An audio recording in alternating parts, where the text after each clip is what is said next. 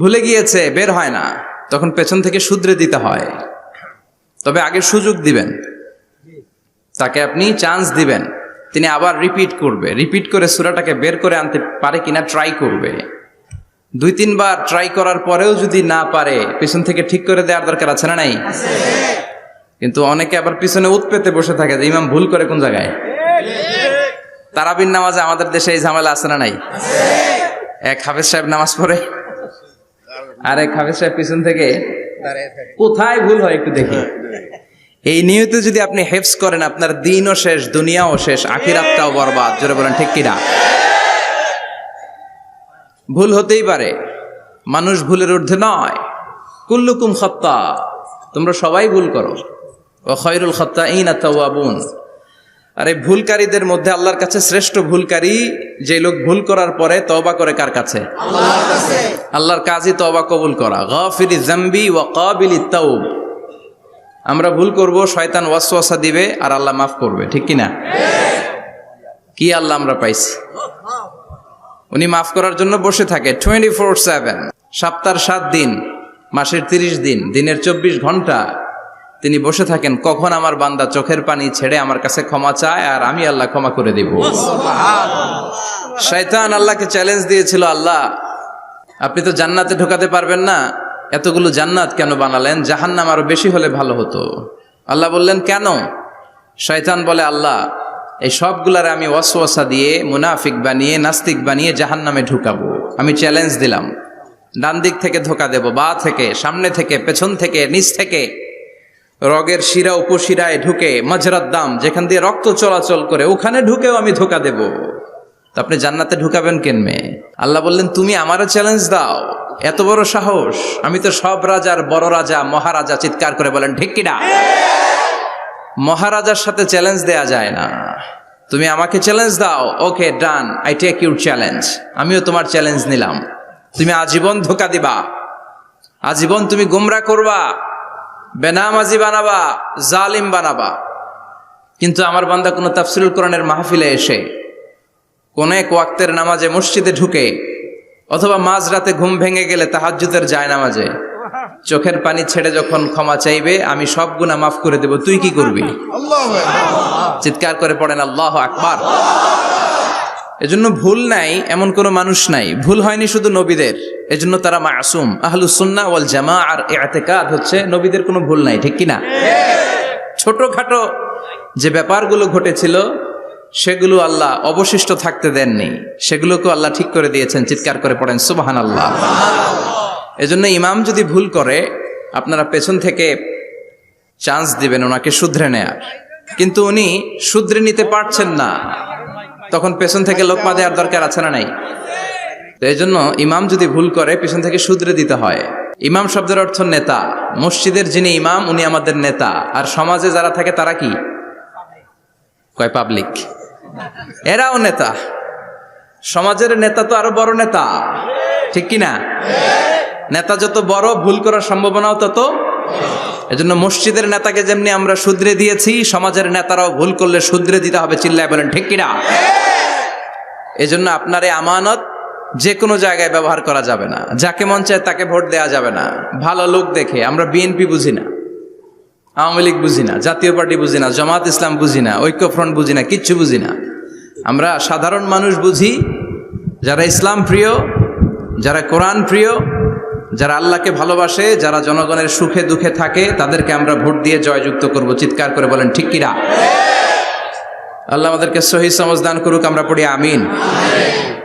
আসুন আমরা ফরমালি আজকের এই বিশাল প্রোগ্রাম থেকে আল্লাহকে অফিসিয়ালি একটা থ্যাঙ্কস জানাই, ধন্যবাদ জানাই যে আল্লাহ তাআলা এত রাতেও এই চমৎকার পরিবেশে বসবার তৌফিক এনায়েত করে দিয়েছেন। নির্বাচনের কারণে এত বড় গ্যাদারিং করা যায় না, আসলে এটা বাস্তবতা। কোত্থেকে কি হয়ে যায়, এজন্য অনেক জায়গায় অনুমতিও দিতে চায় না। আবার অনেক জায়গার জনপ্রতিনিধিদের আবার অ্যালার্জি আছে, এরা মাহফিলের নাম শুনলেই অ্যালার্জি শুরু হয়ে যায়, আছে না নাই? এই এলাকার জনপ্রতিনিধি খুব ভালো, ইসলাম প্রিয়, এত বড় গ্যাদারিং কিন্তু কোনো বাদ সাধে নেই, তার মানে এরা ইসলামের পক্ষে, ঠিক কিনা? যারাই ইসলামের পক্ষে তাদের জন্য আমাদের অন্তর থেকে দোয়া আছে না নাই? আর যারাই ইসলামের বিপক্ষে, whoever you are, I don't care, তুমি যেই হও না কেন, তুমি যদি ইসলামের বিপক্ষে যাও, তোমার জন্য আমার অন্তরে এক ফোঁটা দরদ নাই। এজন্য যারা এই প্রোগ্রামের অনুমতি দিয়েছেন তাদেরকে শুকরিয়া জানাই। পুলিশ প্রশাসনের ভাইরা অনেক সময় এসে থাকেন, তাদেরকেও শুকরিয়া জানাই। মিডিয়া কর্মী তো আজকে অনেক চলে আসছে, আমাদেরকে এখন কথা বলতে গেলে অনেক মাপযোগ করে কথা বলতে হয়। এজন্য মিডিয়াটাকে আমাদের ভালোভাবে কাজে লাগাতে হবে। সম্মানিত ভাইরা, আসুন আমরা অফিসিয়ালি আল্লাহকে একটা থ্যাঙ্কস দেই যে আল্লাহ তাআলা আমাদেরকে এখানে আসার বসার, মহাবিশ্বয় মহাগ্রন্থ আল কোরআন থেকে কথা শুনবার তৌফিক এনায়েত করলেন। আমরা হৃদয় নিংড়ানো মনের সবটুকুন ভালোবাসাকে উজাড় করে দিয়ে, সিংহ শার্দুলের মতো গর্জন করে, আকাশ বাতাস প্রকম্পিত করে, মন প্রাণ বুক মুখ একসাথে করে, দেহের সবটুকুন শক্তি গলার মাঝ বরাবর এনে চিৎকার করে পড়ি রাসূলের শেখানো শুকরিয়া বাণী কালিমাত শুকর, আলহামদুলিল্লাহ। সবাই পড়েন, রব্বানা লাকাল হামদ হামদান কাসীরান তাইয়িবান মুবারাকান ফীহি ইয়া রাব্বি লাকাল হামদু কামা ইয়ানবাগি লিজালালি ওয়াজহিকা ওয়া আযীমি সুলতানিকা লাকাল হামদু বিল ঈমান লাকাল হামদু বিল ইসলাম লাকাল হামদু বিল কোরআন। আমরা প্রশংসা করলাম কার? আল্লাহর প্রশংসা করতে ভালো লাগে? যে বান্দা প্রশংসা করে বেশি বেশি, আল্লাহ তার উপর খুশি হয়ে যায়। বান্দা যখন কিছু খায়, খেয়ে বলে আলহামদুলিল্লাহ, আল্লাহ তার উপর খুশি হয়ে যায়। বান্দা যখন কিছু পায়, পেয়ে যদি বলে আলহামদুলিল্লাহ, আল্লাহ নেয়ামতের বাড়িধারা তার উপর আরো বাড়িয়ে দেয়। লা ইন শাকারতুম লা আযীদান্নাকুম ওয়া লা ইন কাফারতুম ইন্না আযাবী লাশাদীদ। নেয়ামতের শুকরিয়া করলে আরো বাড়িয়ে দেব। আমার খাজানা, আমার ধন ভান্ডার যে কত বিশাল, তোমাদের কোনো ধারণাই নাই। আল্লাহু আকবার। হাদিসে কুদসিতে আল্লাহ বলেন, ইয়া ইবাদি, হে গোলামেরা, লাউ আন্না আউওয়ালাকুম ওয়া আখিরাকুম ওয়া ইনসাকুম ওয়া জিন্নাকুম কামু আলা সাঈদিন ওয়াহিদ। পৃথিবীর সব মানুষগুলো, সাইয়েদনা আদম থেকে শুরু করে কিয়ামত পর্যন্ত যারা আসবে, সবাই যদি একটা বিশাল ময়দানের উপর দাঁড়িয়ে তাদের মনের যত চাহিদা আকুতি আছে সবকিছু আমার কাছে বলে, তারা যা চায় সবই যদি আমি দিয়ে দেই, প্রত্যেকের যত চাওয়া পাওয়া আছে সবও যদি আমি পূরণ করে দেই, আমার খাজিনা, আমার ধনভাণ্ডারের 1 ইঞ্চিও কমবে না। কত বড় ধনভাণ্ডারের তিনি মালিক। আল্লাহু আকবার। এজন্য বিপদে পড়লে চাইবো কার কাছে? বন্ধুর কাছে বিপদ শেয়ার করার আগে, ফেসবুকে শেয়ার দেওয়ার আগে শেয়ার দিব কার কাছে? কথা কি বুঝেন? প্রথমে শেয়ার চলবে কোথায়? আল্লাহর কাছে শেয়ার করব। বিশাল ধনভাণ্ডারের মালিক আমার সব সমস্যার সমাধান করে দিলেও তার ধনভাণ্ডারের কোনো কমতি হবে না, ঠিক কি না? এজন্য সব সময় আল্লাহর প্রশংসা করতে হবে বেশি বেশি। এত নেয়ামত তিনি দিয়েছেন, আপনি গুণে শেষ করতে পারবেন না। ওয়া ইন তা'উদ্দু নি'মাতাল্লাহি লা তুহসুহা। এত নেয়ামত দিয়েছি, গুণে শেষ করা যায় না। ঠিক যে মুহূর্তে আমরা এখন কথা শুনছি, অনেকে এখন হসপিটালের বেডে আছে না নাই? দুর্ঘটনায় আছে না নাই? ঋণের বোঝায় জর্জরিত, পাওনাদাররা বাড়িতে এসে ঝামেলা করে ঘরে থাকতে পারে না, আছে না নাই? মামলা হামলা ঝামেলা জুলুম, নানা কারণে নানা জায়গায় মানুষেরা বিপদে আছে। অনেকের ক্যান্সার, যেটার কোনো অ্যান্সার নাই, দেহের সেলের ভিতরে, প্রত্যেকটা সেলে কোষের ভিতরে জ্বালা ধরে গিয়েছে, হসপিটালের বেডে বসে মৃত্যুর প্রহর গুনছে, এরকম আছে না নাই? ঠিক সেই মুহূর্তে আমরা খুব শান্তিপূর্ণভাবে মহাবিশ্বয় মহাগ্রন্থ আল কোরআন থেকে কথা শুনতে বসতে পেরেছি। এজন্য শুকরিয়া চলবে কার? আল্লাহ, তুমি আজকের মাহফিলটাকে আমাদের নাজাতের ওসিলা বানাও। আমরা যেন তোমার শুকর গুজার বান্দা হতে পারি, তুমি তৌফিক দাও। কোম্পানিগঞ্জ বাজার শ্রমিক ফেডারেশনের উদ্যোগে ৮ম বার্ষিক ওয়াজ ও দোয়ার মাহফিল। সমাজে পরিবর্তন আসতে শুরু করেছে। আগে শ্রমিক ফেডারেশনের এরা যাত্রাপালা করতো, তাই না? নাচানাচি, দুনিয়াকে মজা লেলো, রুব্বানে নাচে কোমর দুলাইয়া, না? উনিও জানে রুব্বানে নাচে কোমর দুলাইয়া। ফেরেশতারা বলবে, তো করে পিডামু আমরা জুলাইয়া। মায়ের আসরে নাই? প্রশ্ন করা হবে। কবরে যেতে না যেতেই প্রশ্ন করা হবে। মরতে আমাদেরকে হবেই। আকসিরু যিকরা হাযিমিল লাযযাত। পৃথিবীর সব স্বাদকে পানসা করে দেয় ওই বিষয়টাকে বেশি বেশি স্মরণ করো। বিশ্বনবী বলেছেন সব স্বাদকে পানসা করে দেয় কি? মরণ। ঠিক কি না? The most certain thing in our life is death, and the most uncertain thing in our life is the time of death. আমাদের জীবনের সবচাইতে সুনিশ্চিত বিষয় হচ্ছে মরণ, মরতে হবেই, কিন্তু সবচেয়ে অনিশ্চিত বিষয় হচ্ছে দ্য টাইম অফ ডেথ। কখন মরবো, কোথায় মরবো এটা জানি না, তাই না? আমরা যে মরবো এটা সবাই জানেন না? কথা বলেন। সবাই জানে, কিন্তু কখন মরবো জানেন? কিভাবে মরবো জানেন? কখন যে মৃত্যুর সময়টা চলে আসবে আমরা কেউ জানি না। এবং একটা মানুষের জীবনের সবচাইতে ভয়ঙ্কর অভিজ্ঞতা হচ্ছে এই মৃত্যু। আর এই এক্সপেরিয়েন্স, এই অভিজ্ঞতার কথা কাউকে শেয়ার করে যাওয়া যায় না। কেমন লেগেছিল তার বলে যাওয়ার আগেই তাকে উড়াল দিতে হয়, ঠিক কি না? এজন্য পরিবর্তন আসতে শুরু করেছে। বাজার শ্রমিক ফেডারেশনের ভাইয়ের আজকের এই চমৎকার প্রোগ্রামের অ্যারেঞ্জ করেছে, আমি আন্তরিক শুভেচ্ছা এবং মোবারকবাদ তাদেরকে জানাই। কোম্পানিগঞ্জ হাই স্কুল প্রাঙ্গণ, আলহামদুলিল্লাহ। আজকে সভাপতি জনাব হাজী মোহাম্মদ কামাল উদ্দিন সাহেব, চেয়ারম্যান 15 নং নবীপুর। সহসভাপতি হচ্ছে জনাব হাজী মোহাম্মদ জয়দুল হোসেন ভুঁইয়া সাহেব, আপনি, মাশাআল্লাহ। তারপর প্রধান অতিথি হচ্ছে জনাব আলহাজ মোহাম্মদ ইউসুফ আব্দুল্লাহ হারুন সাহেব, আল্লাহ কবুল করুক। যারা আসছে, যারা আসবে, আল্লাহ সবাইকে কবুল করুক। মাইকের আওয়াজ যে বোনেরা শুনছে, আল্লাহ তাদেরকেও কবুল করুক। সম্মানিত ভাইরা, আমি আপনাদের খেদমতে আল কোরআন আল কারীম থেকে ছোট্ট একটা আয়াত তেলাওয়াত করেছি। এই আয়াতের আলোকে কিছু কথা আপনাদের সামনে উপস্থাপন করার চেষ্টা করব ইনশাআল্লাহ। সবাই পড়েন ইনশাআল্লাহ। রব্বুল আলামিন ইরশাদ করছেন, ওয়ামা আরসালনাকা ইল্লা রাহমাতাল লিল আলামিন। মুখস্থ আছে না সবার? পড়েন, ওয়ামা আরসালনাকা ইল্লা রাহমাতাল লিল আলামিন। সূরাতুল আম্বিয়ার ছোট্ট একটা আয়াত, যে সূরাটা আল্লাহ তাআলা নবীদের জন্য ডেডিকেট করেছেন। এখানে আল্লাহ বলছেন, ওমা আরসালনাকা ইল্লা রাহমাতাল লিল আলামিন, I have sent you as a mercy, as a rahmah, as a barakah, as a blessings for the whole world, for the entire world. ও নবী, আপনি গোটা বিশ্বের জন্য রহমত, শুধু মানব গোষ্ঠীর জন্য না, শুধু দানব গোষ্ঠীর জন্য না, জিনদের জন্য না, প্রাণীকুলদের জন্য না, শুধু ফেরেশতাদের জন্য না, গোটা বিশ্বের জন্য বিশ্বনবীকে রহমত বানিয়ে পাঠিয়েছে কে?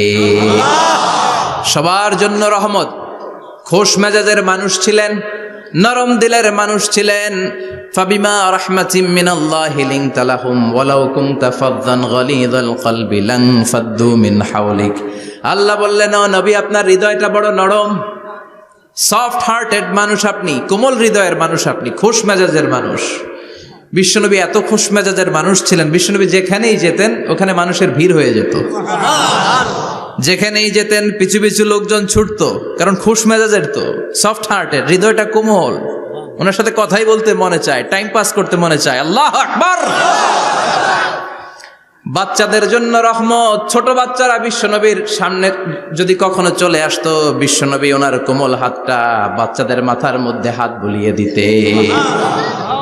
এমন কোনো বাচ্চা বিশ্বনবীর সামনে দিয়ে ক্রস করতে পারতো না যে বাচ্চার মাথায় বিশ্বনবী হাত বুলাতেন না। নাতিদেরকে অনেক আদর করতেন। হাসান আর হুসাইন রাইহানাতাইন, বিশ্বনবীর সুগন্ধি। হাসান বিশ্বনবীর কোলে উঠলে সাইয়েদনা হুসাইন কোলে ওঠার জন্য কান্না করতেন, আবার হুসাইন কোলে উঠলে হাসান কান্না করতেন। আবার সাইয়েদনা হাসান বিশ্বনবীকে ঘোড়া বানিয়ে বিশ্বনবীর পিঠের উপরে বসে বিশ্বনবীর চুল ধরে টেনে টেনে খেলা করতে। বিশ্বনবী ঘোড়া, আর ঘোড়ার বাদশা হচ্ছে হাসান। সুবহানাল্লাহ পড়বেন না? কি খুনসুটি, কি সম্পর্ক! স্ত্রীদের সাথে ভালো আচরণ, কম্প্যানিয়ন্স যারা আছে সাথীদের সাথে ভালো আচরণ, সবার সাথে ভালো আচরণ, সবার জন্য রহমত। এজন্য আল্লাহ বললেন, ওয়ামা আরসালনাকা ইল্লা রাহমাতাল লিল আলামিন, I have sent you as a mercy for the entire universe. ও নবী, আপনি সবার জন্য রহমত, আপনি সবার জন্য কল্যাণ। আপনার মধ্যে রহমতের বাড়িধারা এত বেশি, আপনি হ্যাঁ বললে শরীয়তের হুকুম হালাল হয়ে যায়। আপনি না বললে শরীয়তের হুকুম হারাম হয়ে যায়। আবার আপনি আঙ্গুল তুললে চাঁদ 2 ভাগ হয়ে যায়, জমিন থেকে পা তুললে আপনি আকাশে মেরাজে চলে যান। কি স্ট্যাটাস, কুড ইউ ইমাজিন কি স্ট্যাটাস আল্লাহ ওনাকে দিয়েছে। উনি হ্যাঁ বললে এটা হালাল, কারণ কোনটা হালাল কোনটা হারাম এটা ওনার কাছ থেকে জেনেছে। উনি যদি বলে ইয়েস, করতে পারবেন আপনারা, হালাল, কোটি কোটি মানুষের জন্য পারমিসিবল, লিগ্যাল। উনি যদি বলেন নো, আমাদের সবার জন্য এটা হারাম, কোটি কোটি মানুষ আর করতে পারবো না। আঙ্গুল তুলেছেন চাঁদ 2 ভাগ হয়েছে, পা তুলেছেন মেরাজে চলে গিয়েছে। আল্লাহু আকবার। তার মানে এমন নবী যে নবীর হা এবং না এগুলো শরীয়তের দলিল, ঠিক কিনা? এ নবী এমন নবী, এ নবীরে বাদ দিলে কোরআন বোঝা যায় না, এ নবীরে বাদ দিলে হাদিস বোঝা যায় না, এ নবীরে বাদ দিলে নামাজ বোঝা যায় না, ঠিক কিনা? কারণ কেমন করে নামাজ পড়তে হবে এই নবী আমাদেরকে হাতে কলমে শিখিয়েছে। সল্লু কামা রাআইতুমুনি উসাল্লি, আমি যেমনি সালাত পড়ি তেমনি পড়ো। বিশ্বনবী যেমন শিখিয়েছেন তার বাইরে অন্য কোন নিয়মে সালাত পড়লে হবে নাকি? কথা বলেন। ফজরের সালাত 2 রাকাত, আপনি যদি পড়েন 3 রাকাত, কবুল হবে নাকি? 4 রাকাত পড়লে, 6 রাকাত, 12 রাকাত এরকম পড়লে মায়ের আসানা নাই, কবুল হবে না। অনেক বেশি পড়েছেন, সময়ও দিয়েছেন বেশি, কবুল হবে না। কেননা বিশ্বনবী যেভাবে শিখিয়েছে ওইভাবে পড়েন নাই তো, ঠিক কিনা? আবার বিশ্বনবী যেমন রোজা রেখেছেন তেমন রাখতে হবে। কেমন করে রোজা রাখতে হয় বিশ্বনবী শেখালেন। ফজর থেকে শুরু করে সন্ধ্যা পর্যন্ত রোজা রাখবেন। আপনি সকাল থেকে শুরু করে আসর পর্যন্ত রেখে আসরের পর ইফতারি করলে হবে নাকি? কথা বলেন। কারণ বিশ্বনবীর পদ্ধতিতে হয় নাই। আবার এই নবীকে বাদ দিলে হজ বোঝা যায় না, কেননা এই নবী কেমন করে হজ করতে হয় আমাদেরকে শিখিয়েছেন। বিশ্বনবী ওনার পুরো জীবনে 4টা উমরা করেছেন, একটা মাত্র হজ করেছেন। আর বলেছেন খুযু আন্নী মানাসিকাকুম, কেমন করে হজ করতে হয় আমার কাছ থেকে তোমরা শিখে নাও। হজের সিস্টেম কি আমার থেকে শিখে নাও। মাত্র একবার হজ করেছেন, তাতেই হজের সব আহকামগুলো আমাদের কাছে ক্রিস্টাল ক্লিয়ার, স্বচ্ছ কাচের মতো, স্ফটিক কাচের মতো, স্বচ্ছ পানির মতো এত সুন্দর তিনি বর্ণনা দিয়েছেন। এই বর্ণনার উপর ভিত্তি করে লক্ষ লক্ষ মানুষ গোটা বিশ্ব থেকে কাবার প্রান্তরে জমা হয়, ঠিক কিনা? মাসাবাতান লিন্নাসি ওয়া আমনা, গোটা বিশ্বের মানুষের মিলন কেন্দ্র। আপনি যখন মসজিদুল হারামে যাবেন, মসজিদে নববীতে যাবেন, দেখবেন আজান হয়ে গেলে লক্ষ লক্ষ মানুষ কাবার দিকে ছুটে, ঠিক কিনা? আজান হওয়ার সাথে সাথে সারে আল হিজরা দিয়ে, জারওয়াল দিয়ে, গাজ্জা দিয়ে, আজিয়াদ রোড দিয়ে পঙ্গপালের মতো মানুষগুলো কাবা কেন্দ্রিক হতে শুরু করে। কারণ কাবা হচ্ছে অ্যাসেম্বলি পয়েন্ট, গ্যাদারিং পয়েন্ট, এটা মিলন কেন্দ্র। এই কাবাকে কেন্দ্র করে প্রতিদিন লক্ষ লক্ষ মানুষের মিলন মেলা বসে। চিল্লায় বলেন ঠিক কিনা? কেমন করে হজ পালন করবেন বিশ্বনবী শেখালেন। কারণ বিশ্বনবীরে বাদ দিলে হজ বোঝা যায় না। তার মানে বুঝলাম উনি হ্যাঁ বললে হালাল, না বললে হারাম। উনারে বাদ তো কোরআন বাদ, উনি বাদ তো হাদিস বাদ। কথা বলেন। উনি বাদ তো নামাজ বাদ, উনি বাদ তো রোজা বাদ, উনি বাদ তো হজ বাদ। এজন্য উনারে বাদ দিলে কোরআন বোঝা যায় না, নামাজ বোঝা যায় না, উনারে বাদ দিলে হজ বোঝা যায় না। তাই উনার সাথে যারা বেয়াদবি করবে ওদেরকেও এমনি এমনি ছেড়ে দেয়া যায় না। বিশ্বনবীর সাথে যদি বেয়াদবি করে এটা অনেক বড় ধরনের বেয়াদবি, এটা রাষ্ট্রীয় আইন করে ওকে শাস্তি দিতে হবে, ঠিক কিনা? বিশ্বনবীর বিরুদ্ধে যদি ব্লগে কিছু লিখে, কেউ ব্লগ লিখে, বিশ্বনবীর পারিবারিক জীবন নিয়ে যদি কেউ কটু কথা বলে, বাজে মন্তব্য করে, বিশ্বনবীর ব্যাপারে যদি শাহবাগের চত্বর থেকে, প্রজন্ম চত্বর থেকে কোনো কথা বলে, ওই বেয়াদবগুলারে ফাঁসির রশিতে ঝুলানোর দরকার আছে না নাই? Very sensitive issue. বিশ্বনবীর সম্মান গোটা উম্মার সম্মান। কারণ বিশ্বনবী বাদ তো পুরো ইসলাম বাদ। এজন্য আমার নবীর বিরুদ্ধে কথা বললে ওর সাথে আমাদের কোনো কথা নাই। চিল্লায় বলেন ঠিক কিনা? এই সেন্সিটিভ ইস্যুতে আমরা সবাই এক। এখানে জামাত ইসলাম নাই, হেফাজতে ইসলাম নাই, তাবলীগ নাই, আলিয়া নাই, কওমি নাই। বিশ্বনবীর সাথে বেয়াদবি করলে ওগুলোকে রাষ্ট্রীয়ভাবে ফাঁসি দেওয়ার দরকার, শাস্তি দেওয়ার দরকার আছে না নাই? সবাই একমত? এই বেয়াদবগুলোর সাথে আমাদের কোনো সম্পর্ক নাই। চিল্লায় বলেন ঠিক কিনা? এই বেয়াদবগুলো যদি নবীর ব্যাপারে আর কিছু বলে সবাই মাঠে নামতে রাজি আছেন তো? এদের বিরুদ্ধে মুষ্টিবদ্ধ হাত নিয়ে ময়দানে থাকতে রাজি আছো তো মুসলমান? কারা কারা রাজি হাত তুলে আল্লাহর দেখা।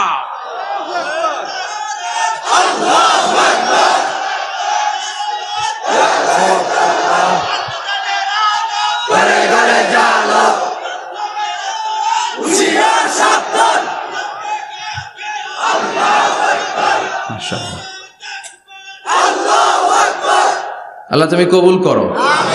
বিশ্বনবীর ভালোবাসা যেন আমরা অন্তরে রাখতে পারি, তুমি তৌফিক দাও। বিশ্বনবীর অনুসরণ এবং ভালোবাসা ছাড়া আল্লাহকে পাওয়া যাবে? আল্লাহকে যে পাইতে চায় হাজরাতের অনুসরণে, আরশ কুরসি লৌহ কালাম না চাইতে পেয়েছে সে। হাজরাতের অনুসরণে আরশ কুরসি লৌহ কালাম না চাইতে পেয়েছে সে। সুবহানাল্লাহ পড়েন। এজন্য আল্লাহ বললেন, নবী আপনাকে আমি গোটা বিশ্বের মানুষের জন্য রহমত করে পাঠালাম, আবার আপনার চরিত্রটা গোটা বিশ্বের মানুষের জন্য আমি মডেল করে দিলাম। আল্লাহু আকবার। ওয়া ইন্নাকা লাআলা খুলুকিন আযীম। ও নবী, চমৎকার একটা চরিত্রের উপরে আমি আপনাকে প্রতিষ্ঠিত রেখেছি। And verily you are on a very good standard of character. ও নবী, আপনার চরিত্রটা বড় সুন্দর। আপনার চরিত্রের মতো গোটা বিশ্বের কারো চরিত্র হতে পারে? পা থেকে মাথা পর্যন্ত বিশ্বনবীর চরিত্রে একটা কালো দাগ বসানোর মতো ক্ষমতা কারো আছে নাকি? কারণ বিশ্বনবীর চরিত্র হলো কোরআনের চরিত্র। মা আয়েশাকে বলা হলো, মা আমাদের পেয়ারা নবীর চরিত্র কেমন ছিল আমাদেরকে বলে শোনান। মা আয়েশা বললেন, ও সাহাবীরা, বিশ্বনবীর চরিত্র ছিল কোরআনের চরিত্র। কানা খুলুকুহু আল কোরআন। বিশ্বনবীর চরিত্র ছিল কোরআনের চরিত্র। পুরো কোরআনে 30 পারাতে থিওরিটিক্যালি যা বলে শোনানো হয়েছে, বিশ্বনবীর জীবনীতে চরিত্রে প্র্যাকটিক্যালি ওই সব কিছু করে দেখানো হয়েছে। পুরো কোরআনে 30 পারাতে থিওরিটিক্যালি যা বলা, বিশ্বনবীর চরিত্রে প্র্যাকটিক্যালি সেটা করে দেখানো। সুবহানাল্লাহ বাড়িতে যে বলেন। আবার বিশ্বনবীর আরেক স্ত্রী উম্মে সালামা বলতেন, ইনদামা ইয়ামশি রাসূলুল্লাহি আলাল আরদি কাআন্নাল কুরআনা ইয়ামশি আলাইহি। যখন বিশ্বনবী রাস্তার উপর দিয়ে হেঁটে যেত, মনে হয় কোরআন শরীফটা রাস্তার উপর দিয়ে হেঁটে হেঁটে যায়। কোরআনুল কারীম রাস্তা দিয়ে হেঁটে হেঁটে যাচ্ছে, মনে হচ্ছে যে এটা বিশ্বনবী নয়, এটা জীবন্ত কোরআন। পড়েন আল্লাহু আকবার। এজন্য এই নবীকে আল্লাহ এমন স্ট্যাটাস দিয়েছেন, পৃথিবীর কোন নবীকে তেমন স্ট্যাটাস দিয়েছে নাকি? এ নবীকে আল্লাহ এমন মর্যাদা দিয়েছে, গোটা বিশ্বের কাউকে এমন মর্যাদা দিয়েছে নাকি? এমন কিছু গুণাবলী, ক্যারেক্টারিস্টিক্স আল্লাহ বিশ্ব নবীকে দিয়েছে, পৃথিবীর কোন নবীকে সেগুলো দেয় নাই। সুবহানাল্লাহ। খুশি না বেজার? খুশি তো সবাই। কি দিয়েছেন, কি স্পেশাল এক্সট্রা স্ট্যাটাস আল্লাহ তাআলা বিশ্ব নবীকে দিয়েছেন আমরা শুনি।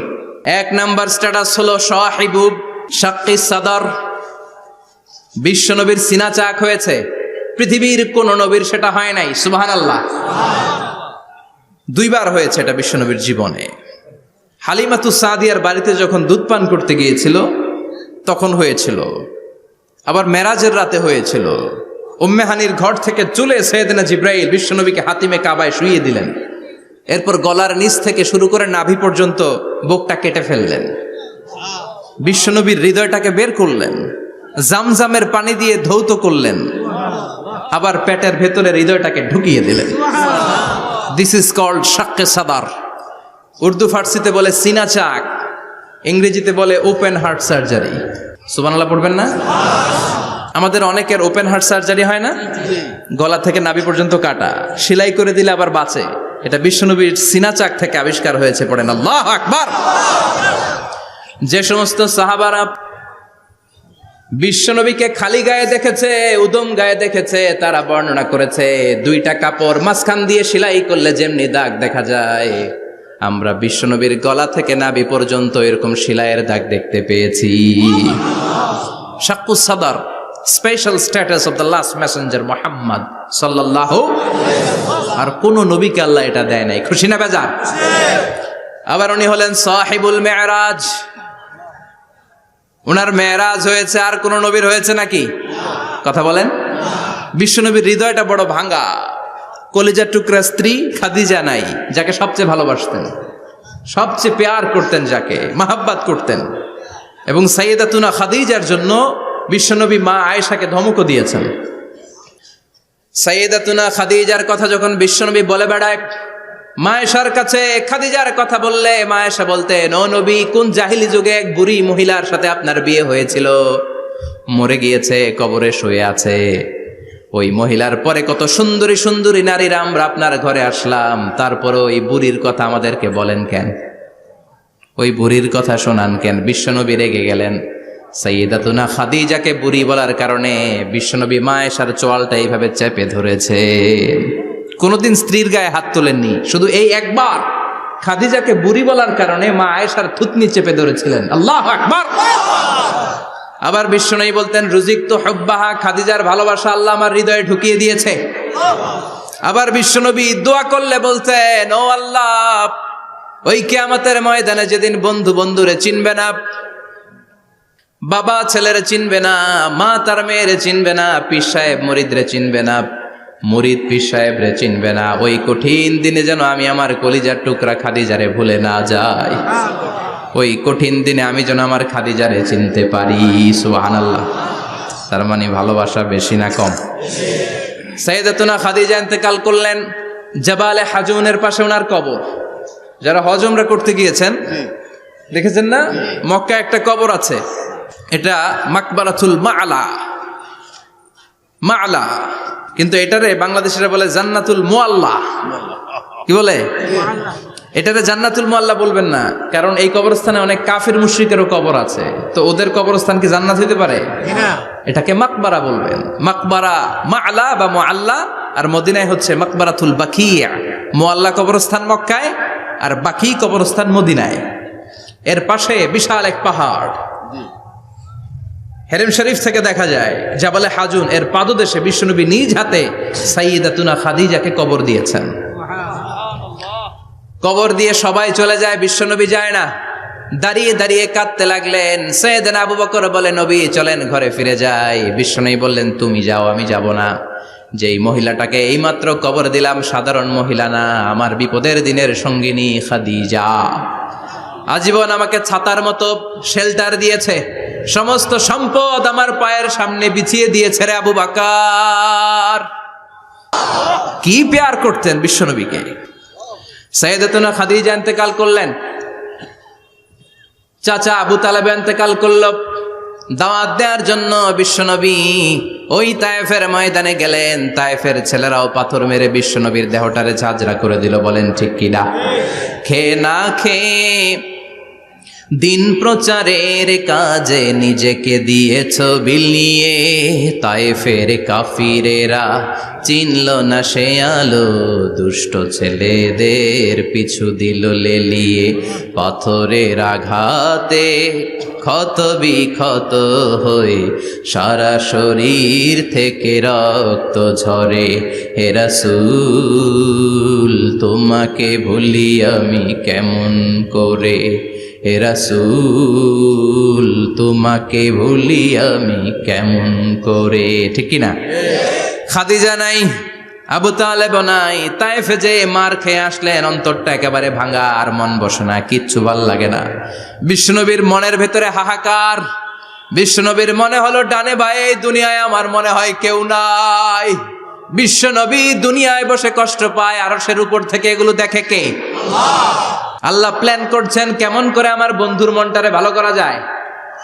বিশ্বনবীকে স্পেশাল সারপ্রাইজ দেওয়ার জন্য আল্লাহ প্ল্যান করলেন। জিব্রাইল ডেকে বললেন, ও জিব্রাইল, আমার পেয়ারা নবীকে স্পেশাল সারপ্রাইজ দিব, কিন্তু এই সারপ্রাইজের গিফটটা তোমার হাত দিয়ে আমি দিতে চাই না, তুমি দিয়ে আসলে হবে না। আমার পেয়ারা নবীকে দুনিয়া থেকে টান দিয়ে আমার আরশের উপরে নিয়ে আসো। সাহিবুল মেরাজ, যেই নবীর মেরাজ হয়েছে আর কোন নবীর হয় নাই। এই মেরাজ করতে যে কত কাণ্ড, কত প্ল্যান প্রোগ্রাম আল্লাহর। টাইমের স্পিডকে আল্লাহ থামিয়ে দিলেন। মক্কা থেকে উঠিয়ে বিশ্বনবীকে এক মরুভূমিতে রাখা হলো রাতে।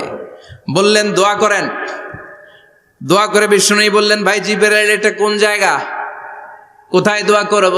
সাইয়েদনা জিবরাইল বলেন, নবী, কিছুদিন পরে এই জায়গায় আপনি হিজরত করে আসবেন, এই জায়গার নাম ইয়াসরিব, মদিনা। দোয়া করলেন। আবার সেখান থেকে তুলে এক পাহাড়ে রাখা হলো, নবী দোয়া করেন।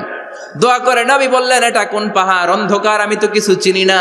সাইয়েদনা জিবরাইল বললেন, নবী, এটা সাধারণ পাহাড় নয়, এই পাহাড়ের কথা আল্লাহ কোরআনে বলেছেন, এই পাহাড়ের কসম আল্লাহ কোরআনে খেয়েছেন। এই পাহাড়টা হলো আপনার ভাই মুসার পাহাড়, তুর পাহাড়। তুর পাহাড়ে তিনি দোয়া করলেন। কত কিছু করে বিশ্বনবীকে আল্লাহর আরশে নিয়ে যাওয়া হলো, সাহিবুল মেরাজ। বিশ্বনবী ছাড়া আর কোন নবীর কি এরকম মেরাজ হয়েছে? সবাই বলেন হয়েছে।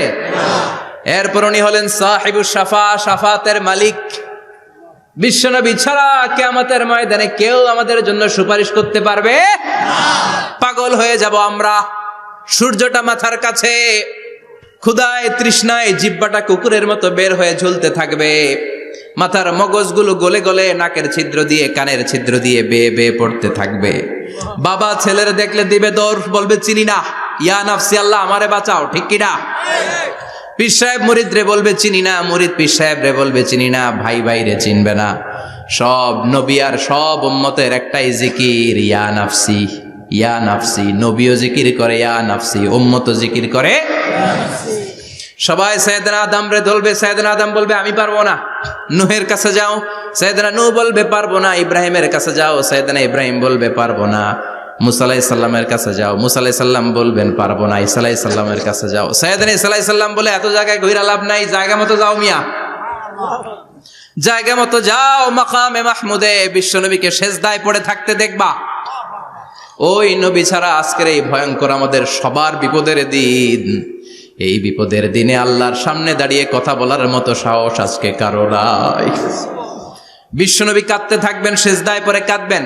সবার জিকির ইয়া নাফসি, ইয়া নাফসি। বিশ্বনবীর জিকির ইয়া উম্মতি। কাঁদতে কাঁদতে নবী আমার বেহুশ। সবাই বিশ্বনবীর চারদিকে দাঁড়িয়ে থাকবে গোল হয়ে।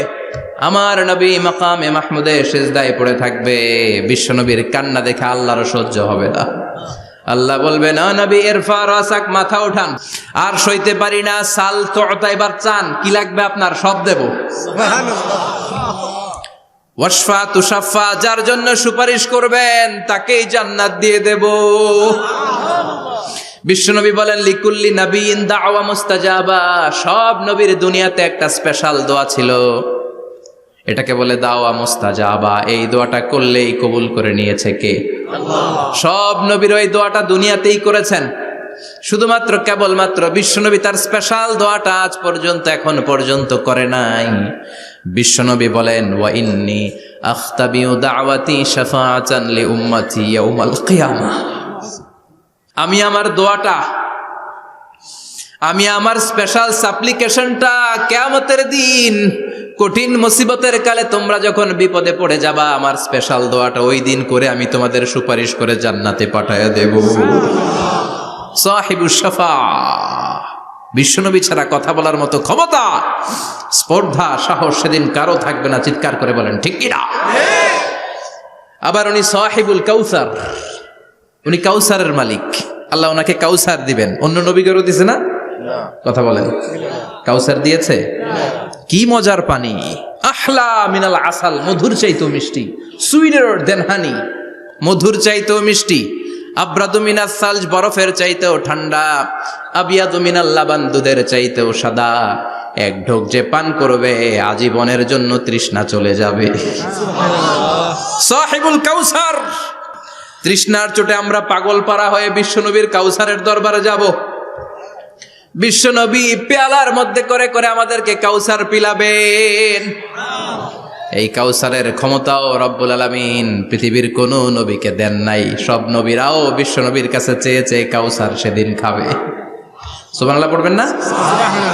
সাহিবুল কাউসার, সাহিবুল মেরাজ, সাহিবুল শাফাআহ, সাহিবুল মাকাম আল মাহমুদ।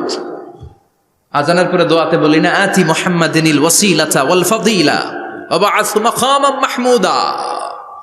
ও আল্লাহ, আমার নবীর আপনি মাকামে মাহমুদ দেন। মুফাসসিরিন ইকরাম, মুহাদ্দিসিন ইকরাম এই মাকামে মাহমুদ কি এটার ব্যাখ্যা করতে যে হয়রান হয়েছেন।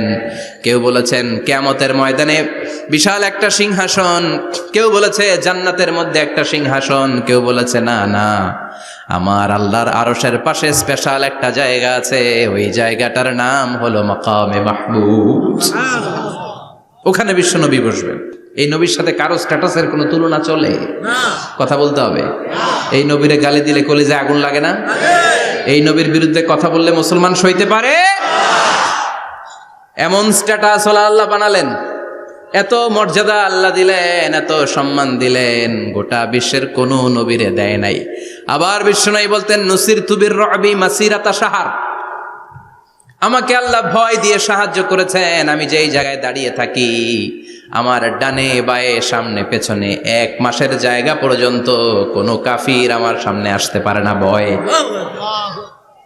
1 মাসের জায়গা পর্যন্ত কোনো কাফির যদি দাঁড়ায় থাকে, বিশ্বনবীর জন্য ভয়ে তার কলিজায় ধুকধুকানি শুরু হয়ে যায়। ধরেন আমি ওনারে ভয় পাই, কাছে আসলেই না ভয়, দূরে গেলে তো আমি পালোয়ান, ঠিক কিনা? উনি আছে কোম্পানিগঞ্জ বাজারের ওইদিকে, আমি এদিকে, আমি পালোয়ান, স্বাস্থ্যের সমস্যা নাই, ঠিক কিনা? কারণ কাছে নাই। কিন্তু বিশ্বনবী এমন পাওয়ারফুল ছিলেন, কাছে আর দূরে কোনো কথা না, ডানে বায়ে সামনে পেছনে 1 মাসের দূরত্ব। এই লোকেশনের মধ্যে যদি কোনো কাফির মুশরিকের আন্ডা বাচ্চা থেকে থাকে, বিশ্বনবীর ব্যাপারে ভয় তাদের অন্তরের মধ্যে ঢুকিয়ে দেয় কে? এজন্য বিশ্বনবীর সাথে কারো মর্যাদার কোনো তুলনা চলে না। বিশ্বনবী আমাদের মডেল। আমাদের মডেল কে? কথা বলেন, সবাই বলেন। আপনাদের মনোযোগ আছে না গেছে? জিমাই পড়তেছেন মনে হয়। এটা কিন্তু ক্লাস। আমি সবসময় বলি আমার আলোচনা ক্লাসের মতো মনে করবেন, because I consider all the sitting person in front of me beside me as a student. আমি যখন কথা বলি সবাইকে আমি স্টুডেন্ট ভাবি, আমাকে শিক্ষক ভাবি। আমার আগে যিনি কথা বলেছেন তখন উনি ছিলেন আমাদের শিক্ষক, আমার পরে কেউ বললে উনি শিক্ষক, আমরা ছাত্র, ঠিক কিনা? কোরআনের ছাত্র হয়ে বাঁচলেও লাভ, মরলেও লাভ, ঠিক কিনা? হাতি মরলেও লাখ টাকা, ঠিক কিনা? কোরআনের স্টুডেন্ট বাঁচলেও লাভ, কোরআনের ছাত্র হয়ে মরলেও। এজন্য শেষ পর্যন্ত মনোযোগের সাথে কথাগুলো শুনতে হবে জীবন পরিবর্তন করার জন্য। রাজি আছেন তো? ঘুমে ধরে নাই তো? কষ্ট হলে আমাকে জানাবেন। কষ্ট হচ্ছে না তো?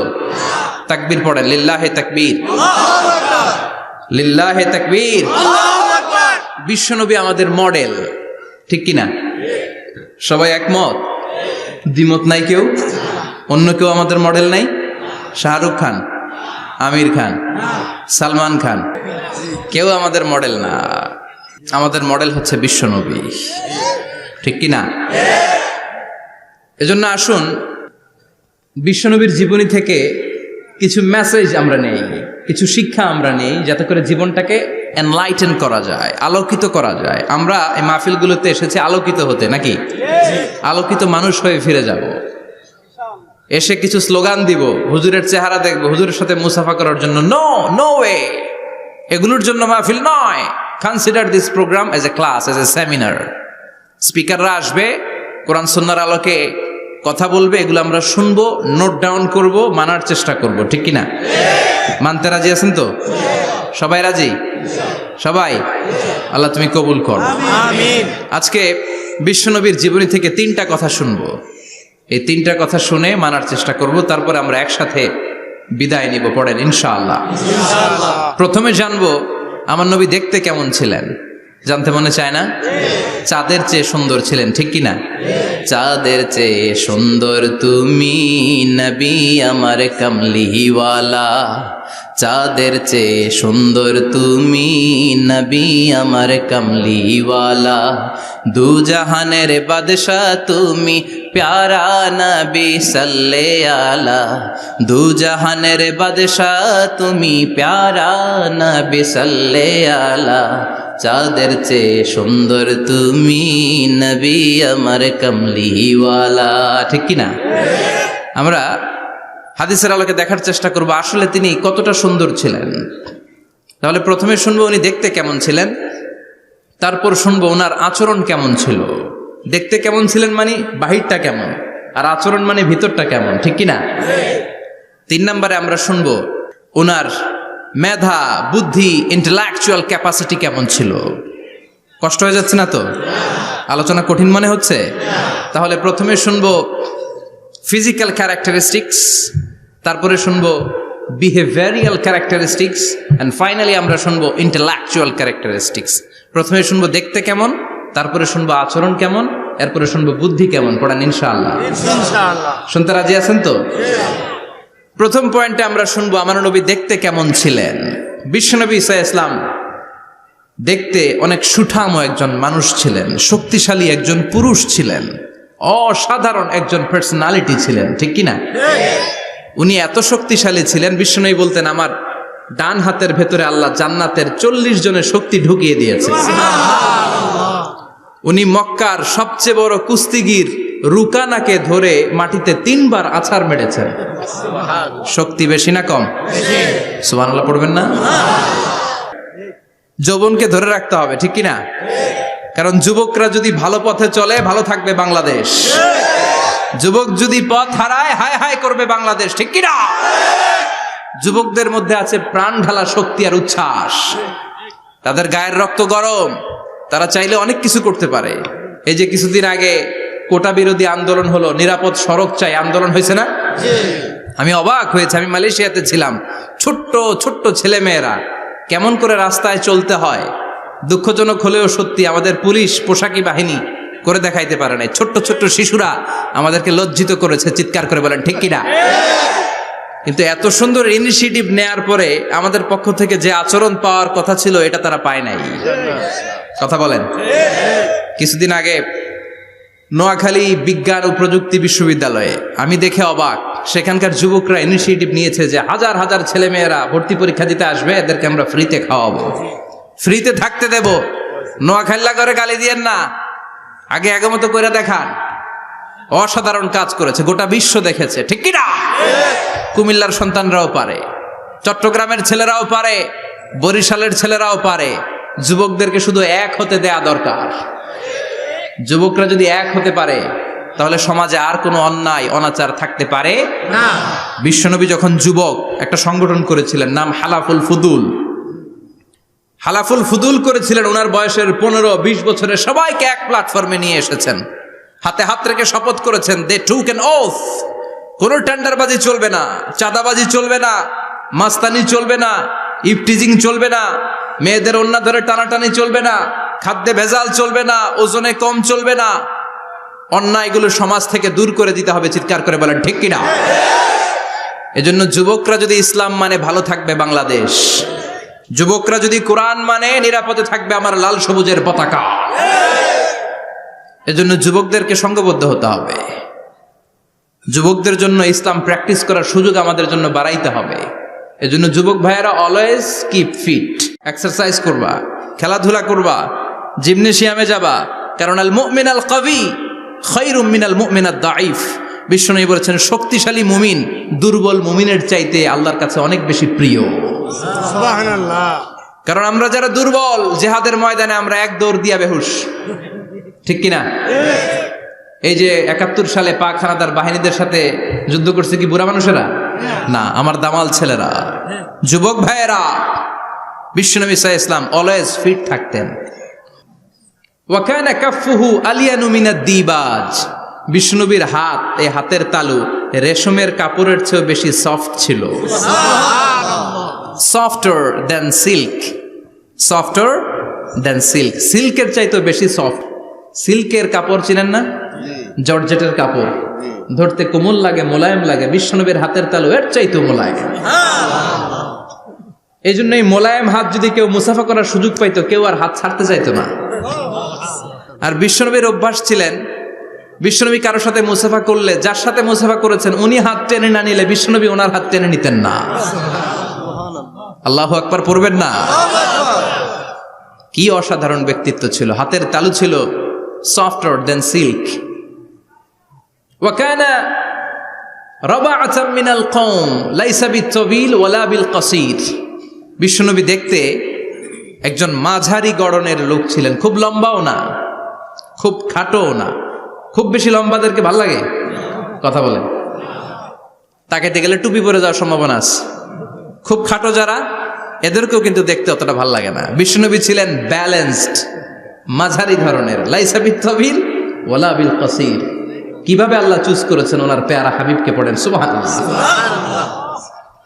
ওয়া কানা আযহারাল লাউন, ফর্সা রঙের মানুষ ছিলেন, ব্রাইট কালার। কি কালার? Bright colour. সিভি যারা লিখেন কারিকুলাম ভিটা, ওইখানে স্কিন কালার লিখতে হয়। আপনি কি ফর্সা না কালো? কালো হলে ব্ল্যাক কালার, ফর্সা হলে ব্রাইট কালার। বিশ্বনবী ছিল ব্রাইট কালার, ফর্সা রঙের মানুষ। কতটা সুন্দর ছিলেন! অনেকে বলে সাইয়েদনা ইউসুফ আলাইহিস সালাম বেশি সুন্দর। না না, বিশ্বনবী সাইয়েদনা ইউসুফ আলাইহিস সালামের চেয়ে অনেক গুণ বেশি সুন্দর ছিলেন। বিশ্বনবী বলতেন আনা মালিহুন ওয়া আখি ইউসুফু সাবিহুন, আমি বিশ্বনবী মালিহ। আলেম যারা আছেন উত্তর দেন আরবিতে। মিলহুন মানে কি? লবণ। তার মানে মালিহ মানে লাবণ্যময়। বিশ্বনবী লাবণ্যময় সুন্দর ছিলেন, আর ইউসুফ আলাইহিস সালাম সাদা সুন্দর ছিলেন। এদিকে লাবণ্যময়, এদিকে সাদা, কোনটা ভাল লাগবে? কথা কন। তার মানে বিশ্বনবীর গায়ের স্কিন ছিল ব্রাইট কালার, ফর্সা রঙের মানুষ ছিলেন, মাঝারি সাইজের মানুষ ছিলেন, সিক্স প্যাকের মানুষ ছিলেন। ওয়া কুবিদা ওয়া লাইসা ফি রাসিহি ওয়া লিহিয়াতিহি 20 শাআরা বাইদা। ইন্তেকালের আগে দাড়ি আর চুল মিলে 20টা দাড়ি চুলের বেশি পাকে নাই। সুবহানাল্লাহ পড়বেন না? দাড়ি আর চুল মিলে মোট পাকছিল কয়টা? অনেকে বলে হুজুর স্বপ্নের ব্যাখ্যা দেন। কি স্বপ্ন দেখেছেন? তিনি বললেন আমি স্বপ্নে দেখেছি একজন লোক আল্লাহ রাসূলের কবর থেকে উঠে এসেছে। তাই নাকি? উনি জানতে চাচ্ছে যে এটা আল্লাহ রাসূল কিনা। আমি বললাম চেহারা কেমন দেখেছেন? বলে হুজুর আমি দেখলাম ধবধবে সাদা দাড়ি, ধবধবে সাদা চুল। তার মানে উনি কি আল্লাহ রাসূলকে দেখেছে? না, আল্লাহ রাসূলের ধবধবে সাদা চুল ছিল না, ধবধবে সাদা দাড়ি ছিল না। ইন্তেকালের আগে দাড়ি আর চুল মিলে পাকছিল কয়টা? কোম্পানিগঞ্জের ভাইয়েরা মনে থাকবে? দাড়ি আর চুল মিলে পেকেছিল কয়টা? কেমন করে পাকবে? উনি তো জাইতুনের তেল মালিশ করতেন। সুবহানাল্লাহ। এজন্য আল্লাহ কসম করে বললেন ওয়াত্তিনি ওয়াজ-জাইতুনি ওয়া তুরি সিনিনা ওয়া হাদাল বালাদিল আমিন। তিন ফলের কসম, জাইতুনের কসম। এই তিন জাইতুন যারা খাবে তাদের দাড়ি চুল সহজে পাকবে না। জাইতুন চিনেন? Olive oil. জলপাই আছে না? আরব দেশের জলপাইকে বলে জাইতুন। তাম্বুতু বিদ্দিহিনি ওয়া সিবগিল লিল আকিলিন। এটার অনেক কাজ। এটা খাওয়া যায়, মালিশ করা যায়, আবার এই জাইতুনের ডাল ভেঙে মেসওয়াকও করা যায়। বলেন ঠিক কিনা? বিশ্বনবী বলতেন নি'মা সিওয়াকিয়া জাইতুন, জাইতুনের ডালের মেসওয়াক কতই না চমৎকার মেসওয়াক। ফাইন্নাহা সিওয়াকি ওয়া সিওয়াকুল আম্বিয়া মিন ক্বাবলি, কেননা জাইতুনের ডাল আমার মেসওয়াক, আর আমার আগে যত নবী দুনিয়া এসেছে সব নবীরা জাইতুনের ডাল দিয়ে মেসওয়াক করেছে। সুবহানাল্লাহ। এই জাইতুনের তেল আপনার বাজারে পাবেন। অলিভ অয়েল বলে জিজ্ঞেস করলে দিয়ে দিবে। কি অয়েল? এটা দাড়িতে মাখলে দাড়ি পাকে না, দেরিতে পাকে। চামড়ায় লাগালে ম্যাসেজ করলে চামড়ার ভাঁজগুলো পড়বে না, আপনার স্কিন সুন্দর থাকবে। বিশ্বনবী এটা মাখতেন, এজন্য দাড়ি আর চুল তেমন একটা পাকে নাই। আওয়াজ করে পড়তে হবে আল্লাহু আকবার। আল্লাহু আকবার। তুলুশ শাআর ইলা শাহমাতাইল উযুন।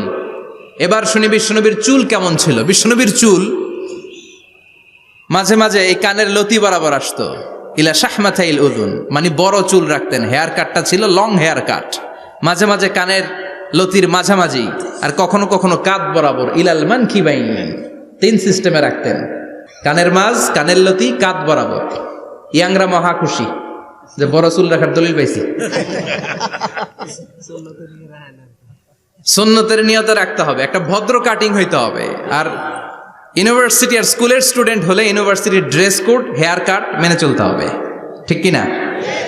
আর সুন্নাতের নিয়তে যদি রাখতে চাও একটা ভদ্রতা থাকতে হবে, একটা সৌন্দর্য থাকতে হবে। ইদানিং অনেক ছেলেরা খুব অদ্ভুত কাটিং দেয়, এই হেয়ার কাটগুলো নিষিদ্ধ।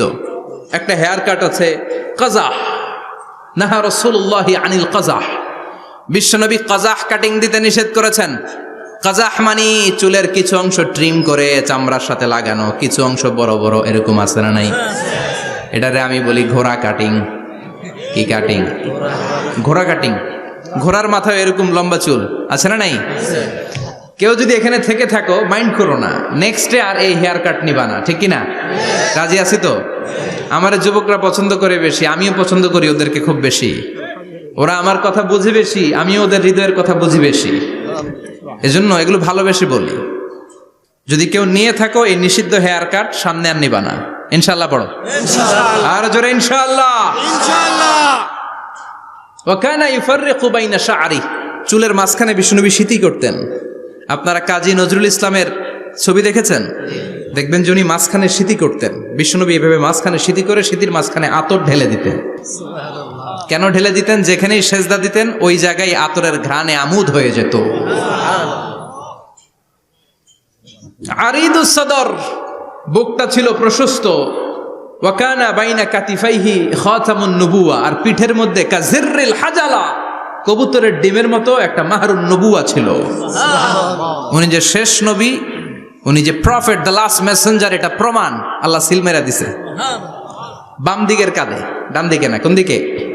সাহাবারা যারা এটা দেখেছেন তারা বলেছেন যে আমরা দেখেছি এর মধ্যে কিছু চুলও ছিল, একটু লালচে ছিল, একটু উঁচু ছিল। একদিন বিশ্বনবী বললেন, বান্দার কোনো হক আল্লাহ কোনোদিন ছেড়ে দেয় না। আল্লাহর হক আল্লাহ মাফ করে, বান্দার হকের মাফ নাই। যদিও আমি নবী, আমার উপর যদি কোনো হক থাকে বলো, আমি দিয়ে দেব। কোন সাহাবী দাঁড়ায় না। এক সাহাবী দাঁড়িয়ে বলল, নবী, যুদ্ধের ময়দানে চাবুক চালানোর সময়, লাঠি চালানোর সময় এক কাফেরকে মারতে যে আপনার লাঠির বাড়ি আমার পিঠের মধ্যে পড়েছে। আপনি যেহেতু এই কেসাসটা আদায় করতে চান, আপনার পিঠে আমি লাঠির বাড়ি মেরে এটারে শোধবোধ করে দিতে চাই। সাইয়েদনা ওমরে ফারুক হাতের জামা এরকম পড়তে শুরু করছে, আয় এদিকে আয়, তোরে শোধবোধ করাই। বিষ্ণুনবী বললেন, ওমর রাখো, এটা বান্দার হক, মিটাতে দাও। বিষ্ণুনবী বললেন, আসো, তুমি এসে আমার পিঠে লাঠি দিয়ে চাবুক দিয়ে বাড়ি মারো। সাহাবী বলে, ও নবী, তখন দুর্ভিক্ষের সময়ের যুদ্ধ ছিল, আমাদের গায়ে জামা ছিল না। যখন আপনি আমার চাবুকটা পিঠের মধ্যে মেরেছেন, আমার পিঠে তখন জামা ছিল না। আপনি যদি যথা নিয়মে কেসাসটা আদায় করতে চান, আপনার জামাটা খুলেন, খালি পিঠের মধ্যে বাড়িটা মারিস। এবার আর ওমরে ফারুককে ধরে কে? এদিকে আয়, তোরে দেখাইতেছি। বিশ্বনবী বললেন, ওমর থামো, মারতে দাও। বিশ্বনবী উনার জুব্বাটা উপরের দিকে উঠালেন, পিঠের মধ্যে বাড়ি দেওয়ার জন্য ওই সাহাবীকে ডাকলেন। ওই সাহাবী বিশ্বনবীকে পিছন দিক থেকে জড়িয়ে ধরে ওই মোহরে নবুয়তের মধ্যে চুমু দিয়ে ফেলেছে। সাহাবী বললেন, নবী গো, এই নাটক করার জন্য আপনি আমারে মাফ করে দিয়েন। আপনি বিশ্বনবী, উদম গায়ে আপনারে দেখা যায় না, খালি গায়ে আপনারে দেখা যায় না। শুনেছি আপনার পিঠের মধ্যে মোহরে নবুয়ত আছে। অনেক দিনের সাধনা, জল্পনা কল্পনা, আপনার মোহরে নবুয়তে আমার ঠোঁটটা আমি লাগাবো। আপনার মোহরে নবুয়তের মধ্যে আমার ঠোঁটটা লাগিয়ে আমার ঠোঁটটারে আমি জাহান্নাম থেকে পরিত্রাণ করাবো। এজন্য প্ল্যান প্রোগ্রাম করে এতক্ষণ আপনার জামাটা খুলতে বলেছি। আপনার উপরে আমার কোনো হক নাই। আমার আব্বা মা, আমার সম্পদ, আমার জীবন আপনার জন্য কোরবান গো নবী। বিশ্বনবীর পিঠে বাম দিকে খাতামুন নবুওয়া ছিল, মাহরে নবুওয়া। কোন বর্ণনা এসেছে উনি এই মাহরে নবুওয়া দিয়ে পিছন দিকে দেখতেন। বিশ্বনবী যখন নামাজ পড়তেন উনি বলতেন, ইস্তাকিমু ওয়া'তাদিলু ইয়ারহামুকুমুল্লাহ, কাতার সোজা করো, ফাঁকা জায়গা বন্ধ করে দাও, কারণ আমি সামনে যেমনি দেখি পেছনেও তেমনি দেখি। অনেকে বলেন বিশ্বনবী পেছনে দেখতেন এই মাহরে নবুয়তের জায়গাটা দিয়ে। এটা ছিল বিশ্বনবীর behind CC camera, behind close circuit camera. আল্লাহু আকবার। বিশ্বনবী ছাড়া কোন নবীর পিঠে এরকম মাহরে নবুয়া ছিল নাকি? কথা বলেন। এজন্য ওই নবীরে গালি দিলে সহ্য হয়? কথা বলেন, সহ্য হয়? আবিয়াদুল ইবতাইন, বগল ছিল শুভ্র সাদা। আমাদের বগল কি সাদা? দুর্গন্ধ, কুৎসিত, কালো, তাই না? বিশ্বনবীরটা কালো? কথা কন, শুভ্র সাদা। আমরা দোয়া করি এভাবে। বিশ্বনবী মাঝে মাঝে দোয়া করতে করতে বৃষ্টির জন্য যখন দোয়া চাইতেন, আরাফার ময়দানে যখন দোয়া চাইতেন, দোয়া করতে করতে হাতটারে উপরের দিকে করতেন। সবাই এরকম হাত তোলেন, সবাই হাত তোলেন। বিশ্বনবী মাঝে মাঝে আবেগের চোটে এইখান থেকে হাতটা এই জায়গায় নিয়ে যেতেন। সুবহানাল্লাহ। বিশ্বনবী যখন হাত আবেগের চোটে উপরের দিকে উঠাতেন বিশ্বনবীর বগল দেখা যেত। সাহাবারা বলতেন হাত্তা ইরা বায়াদু ইবিতাইহি, এই সুযোগে আমরা দেখতাম ওনার বগলটা ধবধবে সাদা, কোনো দাগ ছিল না। মুস্তাওয়াল জাবিন, প্রশস্ত ললাট ছিল। আসাম্মুল আনফ, খাড়া নাক ছিল। বিশ্বনবীর নাক কিন্তু বোচা ছিল না, এরকম চারটা নাকরে আপনারা কোম্পানিগঞ্জে কি বলেন? চাকমা, কি নাক? হ্যাঁ, বুসা, নাক বুসা বা বোচা। বিশ্বনবীর নাক এই চাকমা স্টাইলে নাক ছিল না, খাড়া ছিল, খাড়া নাক ছিল। সুবহানাল্লাহ পড়ো। মুফাল্লিজুল আসনান, দাঁতগুলো ছিল পরিপাটি। বিশ্বনবীর দাঁতের দিকে তাকালে, বিশ্বনবীর হাসির দিকে তাকালে মনে হতো হাসিতে যেন মুক্তা ঝরে। বিশ্বনবী দেখতে কেমন ছিল আন্দাজ পাচ্ছেন না মোটামুটি? এই চমৎকার দেহটা নিয়ে যখন আয়নার সামনে দাঁড়াতেন বিশ্বনবী জোস জোস পোজ দিতেন না। এখনকার ছেলেপেলেরা বলে আয়নার সামনে দাঁড়াইয়া দেই জোস জোস পোজ, আছে না নাই? বিশ্বনবী জোস জোস পোজ দিতেন না। বিশ্বনবী আয়নার সামনে দাঁড়িয়ে বলতেন আল্লাহুম্মা হাসানতা খালকি ফাহসিন খুলুকি, ও আল্লাহ আমার চেহারাটা যেমনি আপনি সুন্দর বানিয়েছেন আমার হৃদয়টারেও সুন্দর করে দেয়। What a attitude, what an attitude! কি অ্যাটিটিউড ছিল ওনার! আমরা আয়নার সামনে সেজে পড়ে দাঁড়ালে চুলকে সাইজ করি, পাং করি, স্টাইল করে ডিজাইন করি। বিশ্বনবী সুন্দর চেহারাটা নিয়ে যখন আয়নার সামনে দাঁড়াতেন বলতেন আল্লাহ আমার চেহারাটা যেমনি সাদা হৃদয়টারেও সাদা করে দেন। কিছু মানুষ আছে চেহারা সাদা হৃদয় কালো, আছে না নাই? কিছু মানুষ আছে চেহারাটা কুচকুচে কালো অন্তরটা সাদা, এমন মানুষও আছে না নাই? বিশ্বনবীর ভেতরও সাদা বাহিরও সাদা। সুবহানাল্লাহ, সুবহানাল্লাহ। আর এই সুন্দর সাদা দেহ নিয়ে আয়নায় দাঁড়িয়ে পড়তেন আল্লাহ চেহারা যেমনি সুন্দর চরিত্রটাও সুন্দর করে দেয়। এজন্য আয়নার সামনে দাঁড়িয়ে এই দোয়ার দরকার, আছে না নাই? পড়তে রাজি আছেন? মনে থাকবে না মাহফিল শেষ ভুলে যাবেন? মনে থাকবে? আয়নার সামনে আপনি যখন দাঁড়াবেন, আপনার স্ত্রী যখন দাঁড়াবে, আপনার বাচ্চারা যখন দাঁড়াবে বলে দিবেন বাবা আয়নার সামনে দাঁড়ানোর দোয়া পড়ো। কত অসাধারণ দোয়া! পড়েন আওয়াজ করে আমার সাথে, আল্লাহুম্মা হাসানতা খালকি ফাহসিন খুলুকি, আল্লাহুম্মা হাসানতা খালকি ফাহসিন খুলুকি। এর মানে আল্লাহ আমার চেহারাটা করেছো সুন্দর, আমার আচরণ আমার চরিত্রটাও সুন্দর করে দাও। চিৎকার করে পড়েন আমিন। তাহলে বিশ্বনবীর ব্যাপারে তিনটা কথা আমরা শুনবো বলেছিলাম, প্রথমটা শুনে ফেলেছি, মানে উনি দেখতে কেমন ছিল। উনি দেখতে কেমন ছিল এর মধ্যে আমাদের আমলের কিছু নাই, শুধু বর্ণনা করা আর শোনা আর বিশ্বনবীকে ভালোবাসা, ঠিক কিনা? কারণ উনার না খাড়া, আমার তো খাড়া নাও হইতে পারে। উনি সুন্দর, আমি তো শ্যামলা হইতে পারি, কারণ এটা আল্লাহর দেয়া পরীক্ষা, ঠিক কিনা? দ্বিতীয় পয়েন্ট থেকে আমাদের আমল শুরু। দ্বিতীয় পয়েন্ট ছিল বিশ্বনবীর আচরণগত বৈশিষ্ট্য। আমার নবীর বিহেভিয়ার কেমন ছিল, কন্ডাক্ট সিস্টেম কেমন ছিল, ম্যানার কেমন ছিল, মানুষের সাথে কমিউনিকেশনটা কেমন ছিল, ব্যবহারিক জীবনটা কেমন ছিল, এগুলো আমল করার দরকার, আছে না নাই? কষ্ট হচ্ছে? কষ্ট হচ্ছে? মনোযোগ আছে তো? মনোযোগ আছে না গেছে? আমরা এবার শুনবো বিশ্বনবীর আচরণ কেমন ছিল। বিশ্বনবী যখন রাস্তা দিয়ে হাঁটতেন ইয়ামশি হাউনান, বিনয়ের সাথে হাঁটতেন। ইয়ামশি হাউনান, রহমানের বান্দারাও বিনয়ের সাথে রাস্তা দিয়ে হাঁটে, ঠিক কিনা? ওয়াইবাদুর রহমানিল্লাযীনা ইয়ামশুনা আলাল আরদি হাওনা ওয়া ইযা খাতাবাহুমুল জাহিলুনা ক্বালু সালামা। রহমানের বান্দারা যখন রাস্তা দিয়ে হাঁটে বিনয়ের সাথে হাঁটে, তারা অহংকার প্রদর্শন করে না, মানুষের সাথে বিনয়ের সাথে রাস্তা দিয়ে হাঁটে। এজন্য রাস্তা দিয়ে যখন হাঁটবো বিনয়ের সাথে হাঁটবো। রাজি আছেন তো? নাকি অহংকার প্রদর্শন করে হাঁটবেন? বিশেষ করে যুবকেরা, ৩-৪ জন যুবক একসাথে হলে রাস্তায় ওদের আর কারো হুঁশ জ্ঞান থাকে না, পুরো দুনিয়াটাই মনে হয় দুনিয়াটাই আমার, আছে না নাই? না, মুরব্বীকেও সম্মান করবা, মহিলাদেরকে সম্মান করবা, তোমার জায়গায় তুমি হাঁটবা, ভদ্রভাবে হাঁটবা। ভদ্রভাবে হাঁটার দরকার, আছে না নাই? উনি মুরব্বী, একদিন উনিও তোমার মতো যুবক ছিল, ঠিক কিনা? এই যে আমার কালো দাড়ি আজীবন কালো থাকবে? কথা বলেন। উনার সাদা দাড়ি ছোটবেলায় মনে সাদা দাড়ি নিয়ে আসছিল না? হ্যাঁ, উনিও একদিন তাগড়া যুবক ছিল, উনিও কোম্পানিগঞ্জ বাজারে দাঁড়ালে লোকজন তাকিয়ে থাকতো, ঠিক কিনা? তার মানে রং ধরা যৌবন জং ধরে শেষ। যৌবন সব সময় থাকে না, সার্টেন একটা পিরিয়ডের জন্য আল্লাহ দিয়েছে। এজন্য যুবক ভাইরা, তোমাদের রক্ত গরম, তোমাদেরকে বিনয়ী হতে হবে বেশি, ঠিক কিনা? রাজি আছো তো সবাই? বিশ্বনবী বিনয়ের সাথে হাঁটতেন। ওয়াকানা ইয়াতাবাসসাম, সবসময় মুচকি হাসতেন। কি করতেন? মুচকি হাসেন তো আপনারা? হাসেন না? মুচকি হাসবেন, কারণ মুচকি হাসতে পয়সা লাগে না। লাগে? মুচকি হাসি দেন তো একটা। এই যে সবার এখন মুচকি হাসি, পয়সা লাগছে? কথা কর। তাবাসসুমুকা ফি ওয়াজহি আখিকা সাদাকা, you smile to your brother, it's a charity. তুমি তোমার ভাইয়ের দিকে তাকিয়ে যে মুচকি হাসবে, এতেও সদকা দেওয়ার সওয়াব হয়ে যাবে।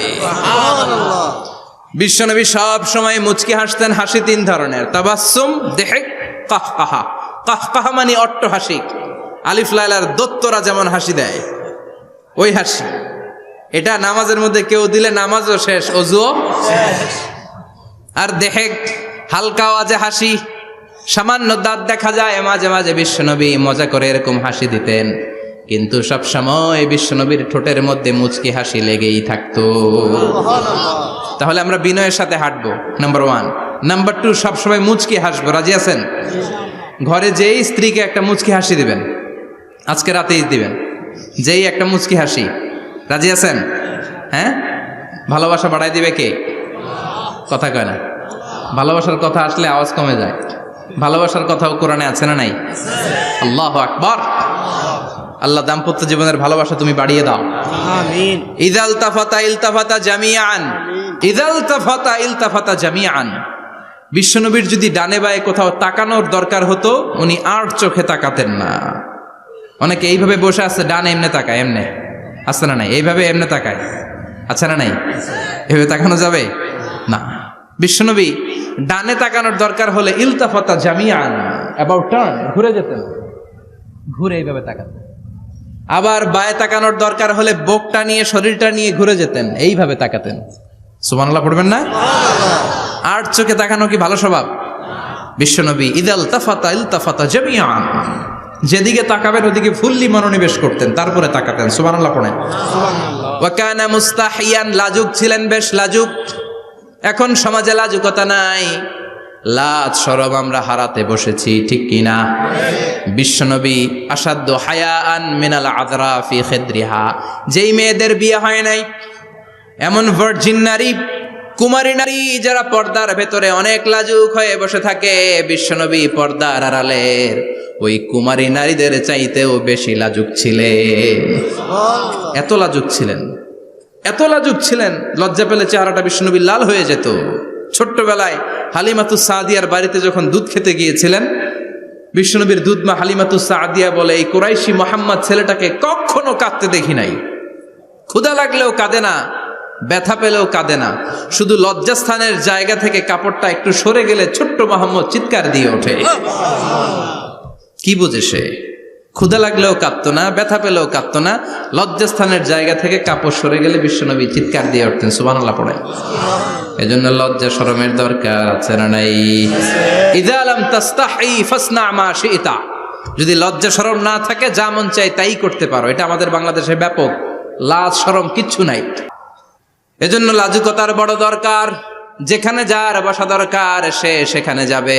কিয়ামতের আগে যেই লোক যেই চেয়ারে বসার দরকার ওই লোক ওই চেয়ারে বসবে না। এটা হলো কিয়ামতের আলামত। জোরে কোন ঠিক কিনা? সভাপতি হওয়ার যোগ্যতা নাই, সভাপতি হয়, আছে না নাই? সেক্রেটারি হওয়ার যোগ্যতা নাই, সেক্রেটারি হয়, এরকম সমাজে আছে না নাই? নেতা হওয়ার যোগ্যতা নাই, নেতা হয়, আছে না নাই? সবগুলো কিয়ামতের আলামত। আমার বিশ্বনবী এমন লাজুক ছিলেন, বিশ্বনবীর মতো এমন লাজুক নবী আর কেউ ছিল নাকি? কথা বলেন।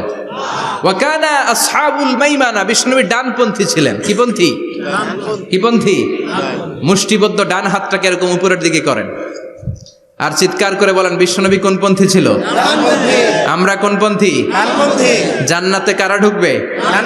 কোন বামপন্থীর স্থান জান্নাতের ভেতরে হবে? চিৎকার করে বলেন, কোন নাস্তিক জান্নাতে ঢুকতে পারবে?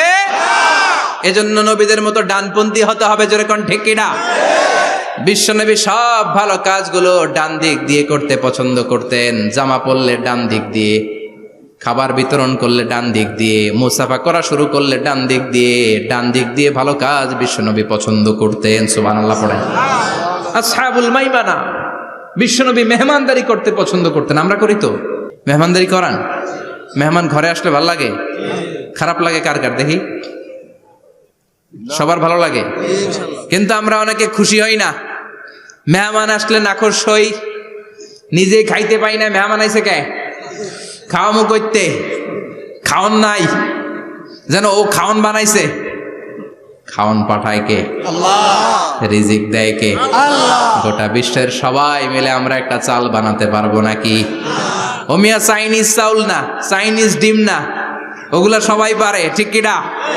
আল্লাহর বানানো ন্যাচারাল চাল, গাছের মধ্যে হওয়া যেই চাল, ধান আল্লাহ তৈরি করেছে, এরকম ধান, এরকম একটা পেয়ারা, এরকম ছোট্ট একটা কমলার টুকরা গোটা বিশ্বের সবাই মিলে বানাতে পারে নাকি? এজন্য রিজিকের মালিক কে? মেহমান আপনার রিজিকে ভাগ বসাতে আসে না, সে তো তার রিজিক নিয়ে আসে, সে আরো এসে আপনার রিজিকে বরকত ঢুকিয়ে দিয়ে যায়। চিল্লা এখন ঠিক কিনা? কারণ আমরা বরকতে বিশ্বাসী। বরকত বিশ্বাস করেন? 5 লাখ টাকা মাসে কামায়, ডাইন হাতে বা হাতে, আছে না নাই? হালাল হারাম ইচ্ছা মতো কামায়, মাস শেষে কিচ্ছু থাকে না, এরকম ডাকাইত আছে না নাই? হসপিটালের একটা বিল পরিশোধ করতে 3 লাখ চলে যায়, ঋণের বোঝায় জর্জরিত, রাতে ঘুম নাই, তার মানে বরকত নাই। আরেকজনের বেতন 20,000, কয় হাজার? বাড়ি ভাড়া 6,000, বাজার খরচ 6,000, ছেলে মেয়ের স্কুলের বেতন 6,000, বেড়ায় দান করে আরো 1,000, আরো থাকে। সুবহানাল্লাহ পড়েন। দিস ইজ কল্ড বারাকা। 20,000-এর বেতনের ভেতরে বারাকা ছিল। 5 লক্ষ ইনকাম, 1 টাকাও নাই, ঠিক কিনা? এজন্য কোটি টাকার মালিক দেখলে মনে করবেন না অনেক সুখ। এই দুনিয়ার জীবনটা ধোঁকা, মোহাচ্ছন্ন হয়ে আছি আমরা। এটা ধোঁকা, এটা মরিচিকা, এটা চাকচিক্যময় একটা জায়গা। মৃত্যুর পর মনে হবে একটা দুঃস্বপ্ন ঘটেছিল আমার, বিশাল এক জগৎ পড়ে আছে সামনে। দুনিয়াটাই ধোঁকা, দুনিয়াটাই মোহের জায়গা, আমরা সবাই মোহাচ্ছন্ন হয়ে আছি। দুনিয়ার উদাহরণ হলো 3টা লাশ আর 4টা স্বর্ণের টুকরার সমান। 3 জন যুবক কাজের জন্য বেরিয়েছে, পথিমধ্যে 4টা স্বর্ণের টুকরা পেয়েছে। যুবক কয়টা? স্বর্ণ পাইছে কয়টা? মহা খুশি, খুশিতে বাকবাকুম, 4টা স্বর্ণের বড় বড় টুকরা পাইছে। আমরা আজীবন খেলে বসে খেয়ে যেতে পারবো, কিচ্ছু লাগবে না আমাদের। 3 বন্ধু বলে ভাগ করি, আরেকজন বলে ক্ষুধা লাগছে। একজন যা বাজার থেকে রুটি কিনে নিয়ে আয়, খাওয়ার পরে ভাগ করবো। একজন রুটি কিনতে গেল, শয়তান 2টারে বুঝায়, ওইটারে মারতে পারলে ভাগ বটোয়ারা সহজ হবে। তোরা 2 জন স্বর্ণ 4টা, তুই নিবি 2টা, ও নিবে 2টা। হিসাব সহজ না? 2 বন্ধু প্ল্যান করছে, ওইটারে মাইরা তুই 2টা, আমি 2টা। যেটা রুটি আনতে গেছে প্ল্যান করেছে, রুটির মধ্যে বিষ মিশায় নেই। কি মিশাবো? বিষ। তাহলে বিষ খাওয়া রুটি খেয়ে ওই 2টা সে সব পাবে, আমি পাবো। ভাগাভাগির কিছু নাই, সব যাবে আমার কাছে।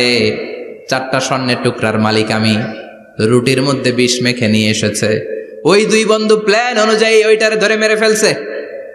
এবার মহা খুশি। এক বন্ধু কয়, এবার তো ভাগ বটর আর কিছু নাই, তুই 2টা, আমি 2টা, আগে খাইয়া লইস। আগে খাওয়ার পরে এই 2টাও নাই। 3টা লাশ, 4টা স্বর্ণের টুকরা, এটাই তো দুনিয়ার জীবন, ঠিক কিনা? আসল জীবন কবর থেকে শুরু হবে, কোন ঠিক কিনা?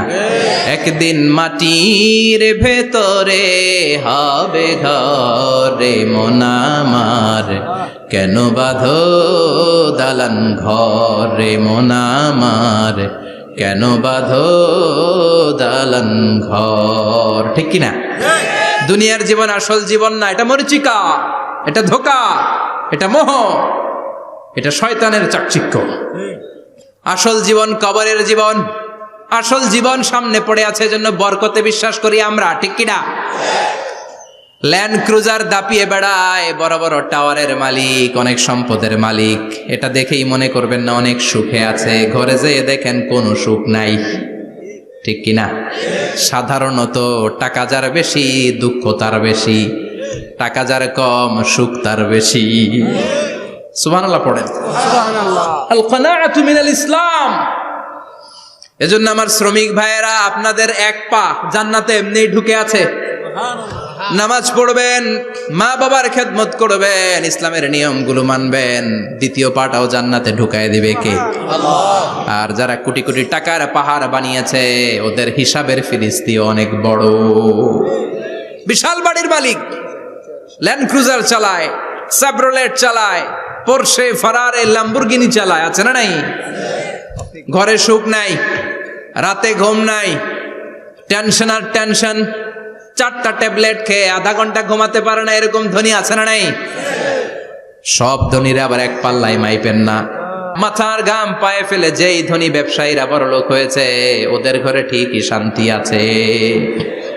তার মানে টাকা যার বেশি ওষুধ তার বেশি, কিচ্ছু খেতে পারে না। দেখবেন ধনীদের খাবারের ডায়েটে থাকে ভেজিটেবলস আইটেম, ঠিক কিনা? এমনি হজম হয় না, আবার ডাক্তারের কাছে গেলে বলে কিচ্ছু খাবেন না, খালি ঘাস খাবেন। কি খাবেন? মানে ভেজিটেবল খাবেন, সবজি খাবেন তো সুস্থ থাকবেন, আছে না নাই? ঘুম নাই, শান্তি নাই। এই যে কোম্পানিগঞ্জ বাজারের যারা কুলি মজুর শ্রমিক, এদের ঘুমে ঝামেলা আছে? কথা বলেন। ধনী পয়সাওয়ালা কোটিপতি, সে ঘুমের ট্যাবলেট খায়, ঘুমের জন্য যে ট্যাবলেট লাগে রিক্সাওয়ালা ওইটাই জানে না, ঠিক কিনা? 1000 কোটি টাকার মালিক হলে বাড়ি কিনা যায়, গাড়ি কিনা যায়, সুখ কিনা যায় না। কোম্পানিগঞ্জ বাজারে সুখ বিক্রি হয় এমন দোকান আছে নাকি? কথা কন, একটাও নেই। কি করলেন আপনারা? সুখের দোকান দিতে পারলেন না? কি আজীব তামাশা!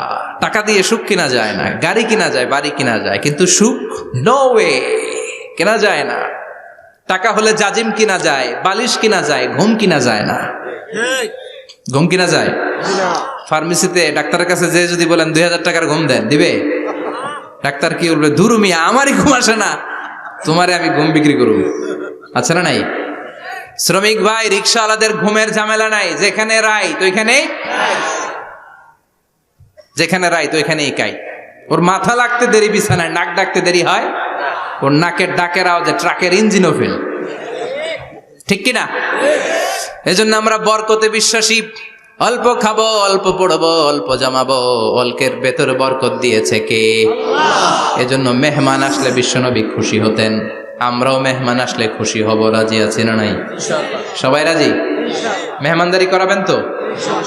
এরপরে বিশ্বনবী ইনসাফ করতেন। কি করতেন?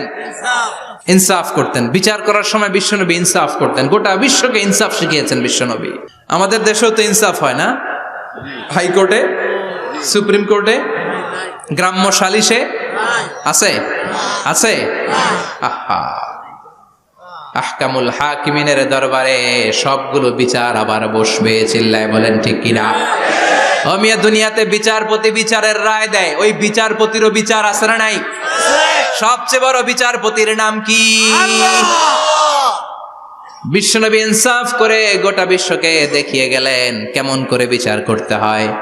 বিশ্বনবীর কাছে কখনো বিচার আসলে বিশ্বনবী দুই পক্ষের কথা শুনে রায় দিতেন। পড়েন সুবহানাল্লাহ। সব সময় দুই পক্ষের কথা শুনে রায়। এখন কি দুই পক্ষকে সমান প্রিভিলেজ দেয়া হয়? কথা বলেন। কারণ কোরআন দিয়ে বিচার হয় না। কোরআন দিয়ে বিচার হোক আমরা চাই কি চাই না? আমার সংসদ ভবনের ভেতরে কোরআনের আইন দিয়ে সংসদ ভবন কায়েম হোক আমরা চাই কি চাই না? সেনাবাহিনীর ভেতরে দরবার হলগুলোতে যখন আলোচনা বসে কোরআন মাঝখানে থাকবে, চিল্লায় বলেন ঠিক কিনা? দেশের সবগুলো ক্যান্টনমেন্টের ভেতরে কোরআন থাকার দরকার আছে না নাই? সবগুলো আদালতের ভেতরে কোরআন থাকার দরকার আছে না নাই? কোরআনের আইন অনুযায়ী আমার দেশের সব নিয়ম কানুন চলবে আমরা চাই কি চাই না? এই কোরআনের আইনের বিরুদ্ধে যদি কোনো আইন পাশ করা হয়, আমরা ওই আইনের বিরুদ্ধে চিৎকার করে বলেন ঠিক কিনা? আমরা এই কোরআনের জন্য সব বাজি রাখতে রাজি আছি। আমরা জীবন বাজি রাখতে রাজি আছি। আমরা দেহের তাজা রক্ত বিলিয়ে দিতে রাজি আছি। জোরে বলেন ঠিক কিনা? কোরআনের জন্য কে কে ময়দানে থাকতে রাজি আছেন? হাত উঁচু করে আল্লাহর দেখা।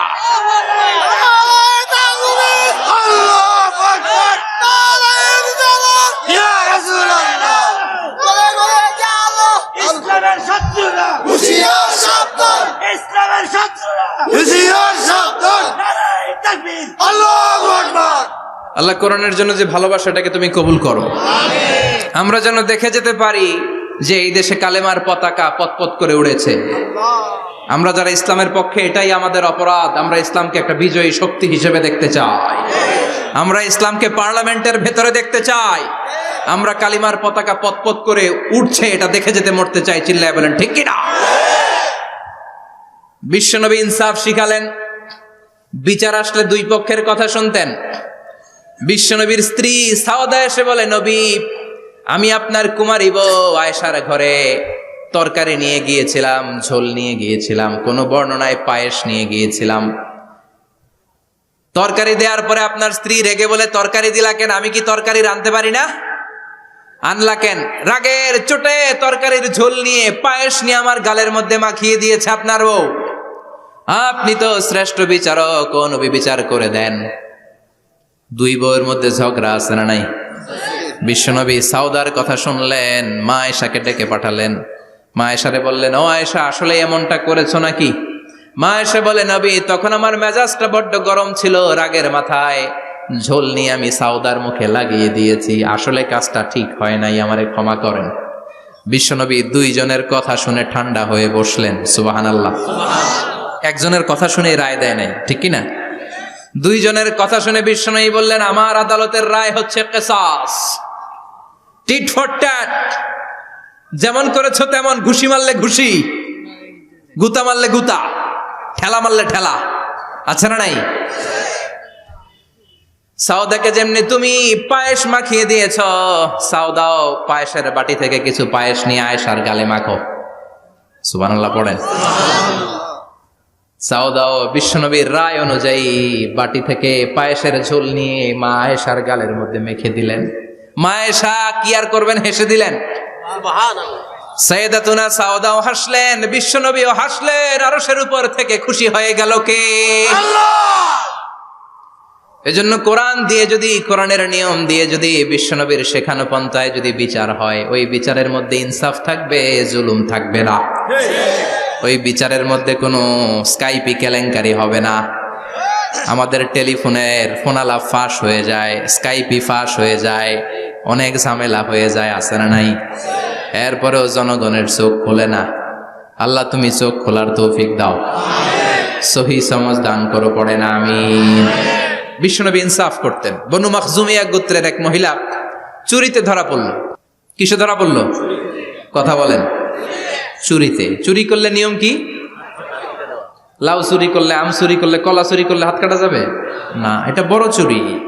সুবহানাল্লাহ। ওমরে ফারুক বলেছেন, দুর্ভিক্ষের বছর কেউ যদি চুরি করে তার হাত কেটে দেয়া যাবে না, কারণ এটা অভাবের চুরি, এটা স্বভাবের চুরি না, ঠিক কি না? ঘরে খাবার নাই, পেটে দানা পানি নাই, লাউ চুরি করছে, মুরগি চুরি করছে, এই চোরের হাত কেটে দিও না, কারণ সে ক্ষুধার্ত, পেটে খাবার আছে, গায়ে জামা আছে, সমাজে সম্মান আছে, তারপরেও পুরো দেশটা খেয়ে ফেলতে চায়, এরকম ডাকাত আছে না নাই? দেশের টাকা পাচার করে, ব্ল্যাক মানি করে, এরকম ডাকাত আছে না নাই?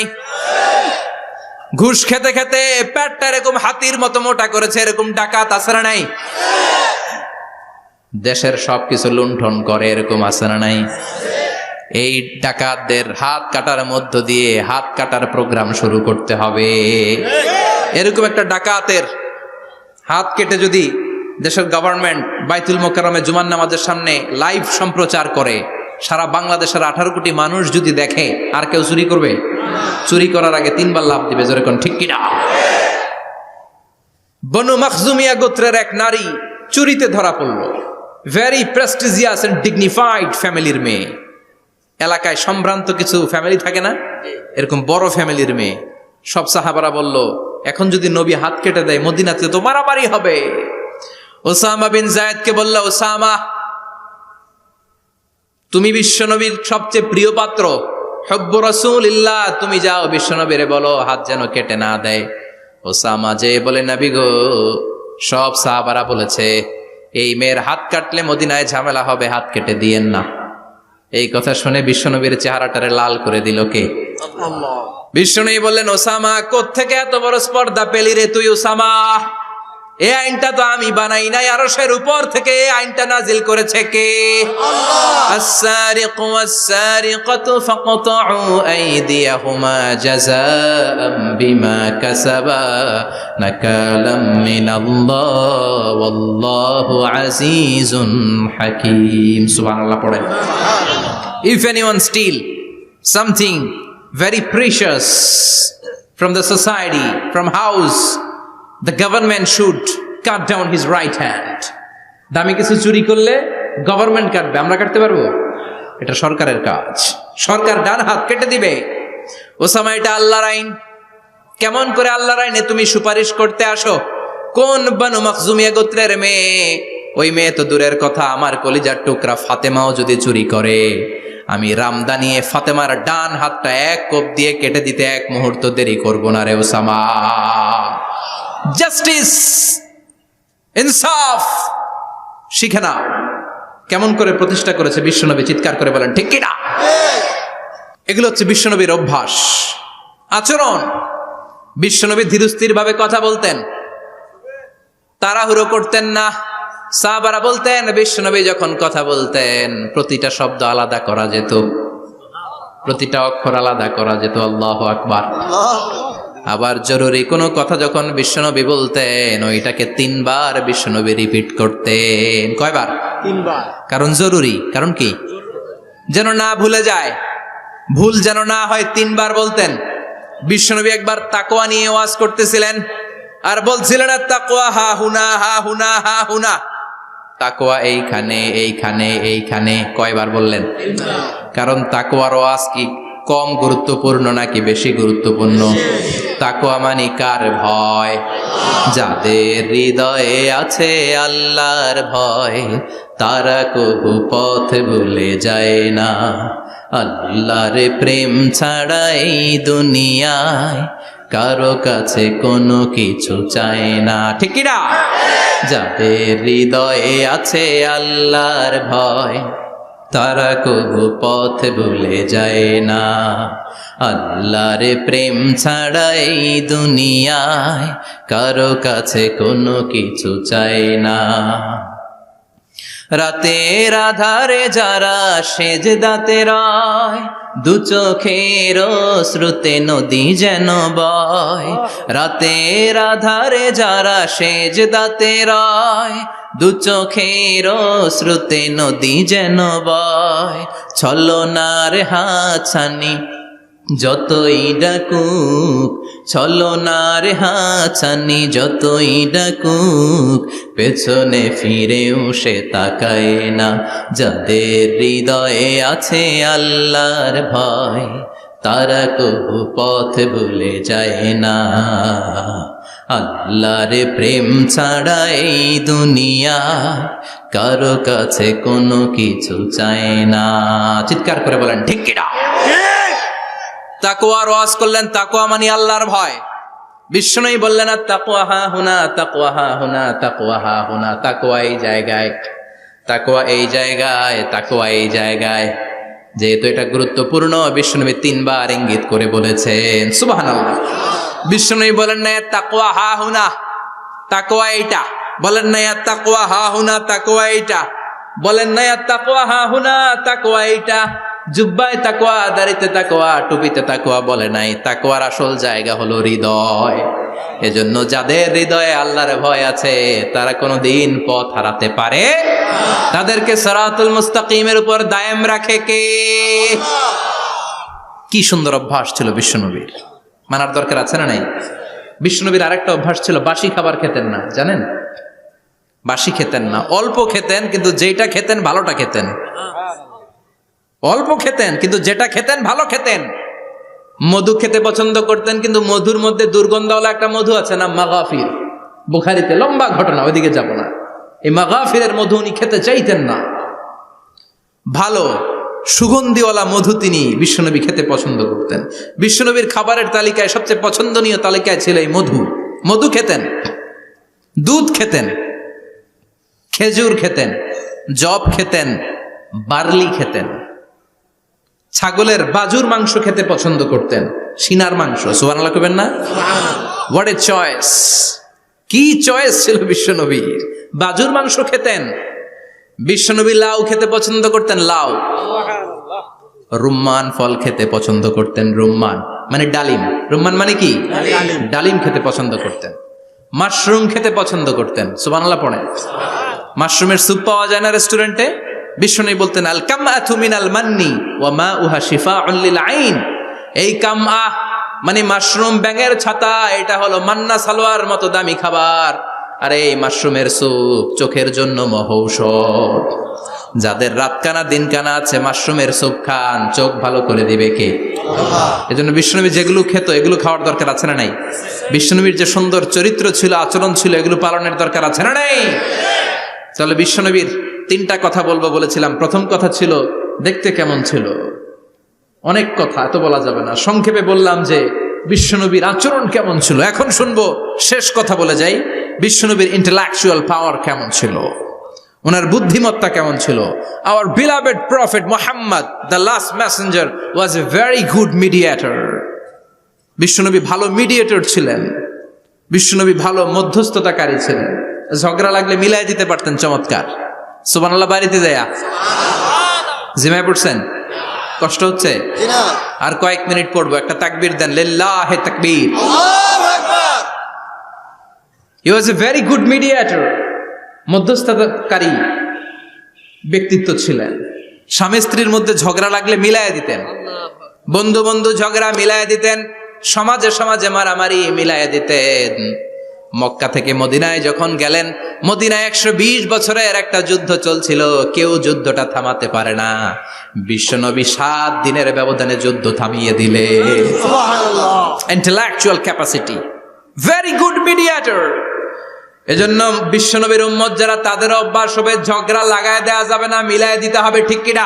ঠিক। আমরা যদি ঝগড়া দেখি দূর থেকে আরো লাগায় দিতে চাই, আছে না নাই? কোম্পানিগঞ্জ বাজারে ঝগড়া, কয় লাগুক, আরো লাগুক, ধরবি না, থামাবি না, দূর থেকে মজা দেখি, মজাই লাগে, এরকম ডাকাইত আছে না নাই? আগুন লাগলে পানি দিয়ে নেবায়, অনেকে তেল ঢালে, আছে না নাই? কি করবেন? মিলিয়ে দিবেন। আপনার মর্যাদা বাড়িয়ে দিবে কে? আল্লাহ। বিশ্বনবী ভেরি গুড মিডিয়েটর ছিলেন। বিশ্বনবী লজিক্যাল এবং রেশনাল ছিলেন, বুদ্ধিমত্তাকে কাজে লাগাতেন। এক সাহাবী এসে বলে, নবী ইযান লি বিজিনা, আমারে জিনার অনুমতি দেন। কিসের অনুমতি? কার কাছে অনুমতি চাইলো? অন্যান্য সাহাবারা এই যুবক ছেলেটাকে ধমকাতে লাগলো, বসো, এই মিয়া বসো, বিশ্বনবীর কাছে কি কথা বলে এগুলা? ওই যুবক বসে রইল। বিশ্বনবী কাজ সারালেন, এরপর বললেন, আইনা শাবাব, ওই যুবকটা কোথায়, এদিকে আসো, কি চাইছো বলো। কয়, বিশ্বনবী আপনি আমারে জিনা করার অনুমতি দেন। বিশ্বনবী যুবকটারে কাছে ডেকে আনলেন, বললেন, ও যুবক, তোমার ঘরে বোন আছে কিনা? কয় আছে। তোমার বোনের সাথে কোনো পুরুষ জিনা করুক, তোমার কেমন লাগবে? সে বলে, আমি এই পুরুষটারে হত্যা করব। হত্যা করবা? ওকে, ডান। তোমার ঘরে মা আছে কিনা? আছে। তোমার মায়ের সাথে পর পুরুষ জিনা করবে, কেমন লাগবে? কয়, আমি সাইজ করবো ওরে। তোমার ঘরে স্ত্রী আছে কিনা? আছে। তোমার স্ত্রীর সাথে যদি কেউ জিনা করে কেমন লাগবে? বলে, আমি তারে ছাড়বো না। বিশ্বনবী বললেন, তাহলে যেই মহিলার সাথে তুমি জিনা করবা, সেও তো কারো বোন, সেও তো কারো স্ত্রী, সেও তো কারো মা, ঠিক কিনা? সুবহানাল্লাহ, হোয়াট এন ইন্টেলেকচুয়াল ক্যাপাসিটি। যুবক বলে, তাই তো, এইভাবে তো ভাবি নাই। আমি যার সাথে পাপ কর্ম করব, সেও তো কারো বোন হবে, সেও তো কারো মা হবে, সেও তো কারো স্ত্রী হবে। ও নবী, আপনি আমারে মাফ করে দেন, আমার জন্য দোয়া করে দেন, যেন তাকওয়ার উপর জীবন প্রতিষ্ঠা করতে পারি। লজিক্যালি জিনিসকে সলভ করার চেষ্টা করতেন। মুআয ইবনে জবালকে বিশ্বনবী সাল্লাল্লাহু আলাইহি ওয়াসাল্লাম ইমাম বানিয়ে পাঠালেন। উনি ইমামতি করতে গেলেন এক মসজিদে। মাগরিবের সালাতে উনি লম্বা কেরাত ধরলেন। এশার নামাজ শুরু করলেন সূরা বাকারা দিয়ে, কোরআনের সবচেয়ে ছোট সূরা। হ্যাঁ, বড়? কত বড়? বিশাল বড়। এখন ওই এলাকার মুসল্লিরা ছিল কৃষক মুসল্লি। এক কৃষক মুসল্লি সাহাবী নামাজের পেছনে দাঁড়ালেন, দেখলেন বাকারা দিয়ে দৌড়ছে, কেরাত শেষ হয় না, আর দাঁড়িয়ে থাকতে পারে না, পায়ে ব্যথা করে, পিঠে ব্যথা করে। কিছুক্ষণ পর রেগে মেগে নামাজ ছেড়ে দিয়ে বারান্দায় নামাজ পড়ে বিশ্বনবীর কাছে বিচার দিতে গেলেন। যে বললেন, নবী এমন ইমাম পাঠাইছেন এশা পরে বাকারা দিয়া। বিশ্বনবীকে সর্বনাশ, মুয়াজ তো ভেজাল লাগাই ফেলতেছে। ডেকে পাঠালেন, সহিহ বুখারীর বর্ণনা। বিশ্বনবী বললেন, Muaz, what are you doing there? কি করছো তুমি সেখানে? আফাতানুন আনতা ইয়া মুয়াজ? ও মুয়াজ, তুমি কি ফিতনা বাজাও নাকি? তুমি কি ফিতনা ছড়াচ্ছ নাকি? খেটে খাওয়া মানুষ, কৃষক মানুষ, মাঝারি সাইজের কত সুন্দর সূরা আছে, ওয়াদ-দুহা ওয়াল-লাইলি ইযা সাজা, আল কারিআতু মাল কারিআ, আসনা নাই, আলহাকুমুত তাকাসুর, আসনা নাই। এগুলো দিয়ে না পড়ে বড় বড় সূরাতুল্লাহ কেন্দ্রে মুআজ, আফাতানুন আনতা ইয়া মুআজ, তোমারে কি আমি অ্যাপয়েন্টমেন্ট দিছি তুমি ফিতনা বাজাবা? খবরদার মুআজ, ইয়াসসিরু ওয়ালা তুআসসিরু, ইসলামকে মানুষের কাছে সহজ করে উপস্থাপন করবা। বাশশিরু ওয়ালা তুনাফফিরু, ইসলামকে এমন ভাবে উপস্থাপন করবা না যে তোমার কথা শুনে মানুষ দিন থেকে ভেগে ভেগে যায়। তাহলে এই দায়ভার ইসলামের নয়, এই দায়ভার বর্তাবে তোমার কাঁধের উপর। চিৎকার করে বলেন ঠিক কিনা? আমাদের মধ্যে অনেকে ইসলামকে অনেক কঠিন করে ফেলে, মানুষকে আশার বাণী শোনায় না, কই এমনি না পড়লে আপনার বাদ, আপনি বেদাত করছেন, আপনি শিরক করছেন, আপনার কিচ্ছু হবে না। যারে বলে কিচ্ছু হবে না, সে বলে আমার যেহেতু কিচ্ছু হবে না, তোর কথা শোনার আমার দরকার নাই। যে আমারে আশার বাণী শোনায় আমি তার কাছে যাই, ঠিক কি না? এজন্য সহিহ ইসলাম আপনি প্রচার করবেন, but your approach should be very flexible. 100 বছর যেটা চালু আছে আপনি একদিনই উঠিয়ে দিতে পারবেন? It's not a logical approach. বিশ্বনবীর অ্যাপ্রোচ, বিশ্বনবীর রেশনাল ক্যাপাসিটি এমনটা ছিল না। সহজভাবে বুঝাবেন। আদ-দীন ইউসরুন লা উসরা ফি, দিনটা হলো সহজ, দিনের মধ্যে কাঠিন্যতা নাই। সুবহানাল্লাহ, কি ক্যাপাসিটি! আমি যেমনি আপনাদেরকে নিয়ে বসে ওয়াজ করতেছি, বিশ্বনবী ওয়াজ করতেন, তবে সংক্ষিপ্ত ওয়াজ। আমরা আধা ঘন্টা করে যদি রাখতে চাই, হুজুর আরো আধা ঘন্টা করেন। তো আরো আধ ঘন্টা করে যদি শেষ করতে চাই, হুজুর আর 10 মিনিট করেন। হুজুর ওয়াজ অনেক টেস্ট লাগে, হুজুর নামাজ টেস্ট লাগে না। আচ্ছা না নাই? ওয়াজ ভাল লাগে, নামাজ ভাল লাগে না, কিন্তু বিশ্বনবীর ওয়াজ ছিল সংক্ষিপ্ত। আর বিশ্বনবী বলতেন, one of the minor sign before the day of judgement, your lecture will be longer, your সালাত উইল বি শর্টার। কিয়ামতের আগে তোমাদের লেকচার, ইসলামী লেকচার লম্বা হবে, নামাজ হয়ে যাবে সংক্ষিপ্ত। এই আলামত সমাজে আছে না নাই? বিশ্বনবী সংক্ষিপ্ত কথা বলতেন, আর ওনার বুদ্ধিবৃত্তিক ক্যাপাসিটি কাজে লাগিয়ে তিনি বুঝাতেন। হাত দিয়ে ইঙ্গিত করতেন, আঙ্গুলের বিভিন্ন ব্যবহার সমাজে আছে না নাই? এরকম করলে এটারা লাইক বলে না, এরকম করলে বলে ডিসলাইক। আবার ক্রিকেটে এরকম করলে কয় ছক্কা, আবার একটা উড়াইলে কয় তুই যা। একটা মানে কি? আবার বিজয় দেখায় কেমনে? কথা কন, ভিক্টরি। আছে না নাই? বিশ্বনবীও এটাকে মডার্ন টিচিং মেথডোলজি বলে। আধুনিক শিক্ষা পদ্ধতিতে এখন দেখবেন যে আগে ব্ল্যাক বোর্ডে লিখতো, এখন হোয়াইট বোর্ডে লিখে মার্কার দিয়ে। আগে বই থেকে বুঝাতো, এখন ভিজুয়ালাইজ করে, ভিডিও দেখিয়ে শেখানো হয়, ঠিক কি না? বিশ্বনবী এটা করতেন। বিশ্বনবী একবার কিয়ামতের ওয়াজ করছেন, 2টা আঙ্গুলকে এরকম করে বললেন, আনা বুইসতু আনা ওয়াসসাআতু কাহাতাইন, এই 2টা আঙ্গুল যেমনি কাছাকাছি, আমি এবং কিয়ামত এরকম কাছাকাছি নাজিল হয়েছি। আমি এবং কিয়ামত এরকম কাছাকাছি। বুইসতু আনা ওয়াসসাআতু কাহাতাইন। আবার বলতেন, আনা ওয়া কাফিলুল ইয়াতীমি কাহাতাইন, আমি এবং ইয়াতীমের রক্ষণাবেক্ষণকারী এই 2জন জান্নাতের এরকম কাছাকাছি থাকবো। কোন সুবহানাল্লাহ। এরকম আঙ্গুল দিয়ে বিশ্বনবী বুঝাতে চাইতেন। আবার মাটির মধ্যে খেজুর গাছের ডালা দিয়ে লম্বা একটা দাগ টানলেন, ডানে বায়ে অনেকগুলো দাগ টানলেন। সাহাবারা বললেন, এটা কি? বিশ্বনবী বললেন, এই যে দাগটা দেখলা, এই দাগটার নাম হলো সিরাতুল মুস্তাকিম। চিল্লায় বলেন, এই দাগটার নাম কি? সিরাতুল মুস্তাকিম। আর ডানে বায়ে ছোট ছোট যে দাগগুলো দিলাম, এগুলো হলো সুবুলুশ শায়তান, শয়তানের রাস্তা। সিরাতুল মুস্তাকিমে উঠলে শয়তানের রাস্তা থেকে অনেক হাতছানি আছে না নাই? ডানে বায়ে তাকানো যাবে না। সিরাতুল মুস্তাকিমে যে তুমি উঠেছ, চলতে থাকে বা চলা শুরু হলো দুনিয়াতে, শেষ হয়ে যাবে জান্নাতে। সুবহানাল্লাহ। বিশ্বনবী মাঝে মাঝে বুঝানোর জন্য প্রশ্ন করতেন, কারণ প্রশ্ন ছুড়ে দিলে মানুষের মধ্যে জানার আগ্রহ বাড়ে না কমে? কথা বলেন। আমি যদি একটা প্রশ্ন করি আর বললাম উত্তর দেন, কেউ পারতেছেন, একটু ঠেকা ঠেকা ভাব, ঠেকে যাচ্ছেন, তখন হুট করে উত্তরটা বললে এটার জীবনে ভুলবেন না, ভুলবেন? কারণ ওই যে ঠেকছেন, শিখছো কোথায়? ঠেকছি যেথায়, ঠিক কি না? বিশ্বনবী প্রশ্ন করতেন। বিশ্বনবীর এই প্রশ্নটা বলে শেষ করছি। বিশ্বনবী সাহাবাদের মাঝখানে ওয়াজ করতেছেন আর বলতেছেন, ইন্না মিনা শাজারি শাজারা লা ইয়াসকুতু ওয়ারাকুহা মাসালুহু কামাসালিল মুসলিম। বললেন, আমাদের এই ভূখণ্ডে এমন একটা গাছ আছে যেই গাছের পাতা ঝরে না। এই গাছের দৃষ্টান্ত মুমিনের দৃষ্টান্তের মতো।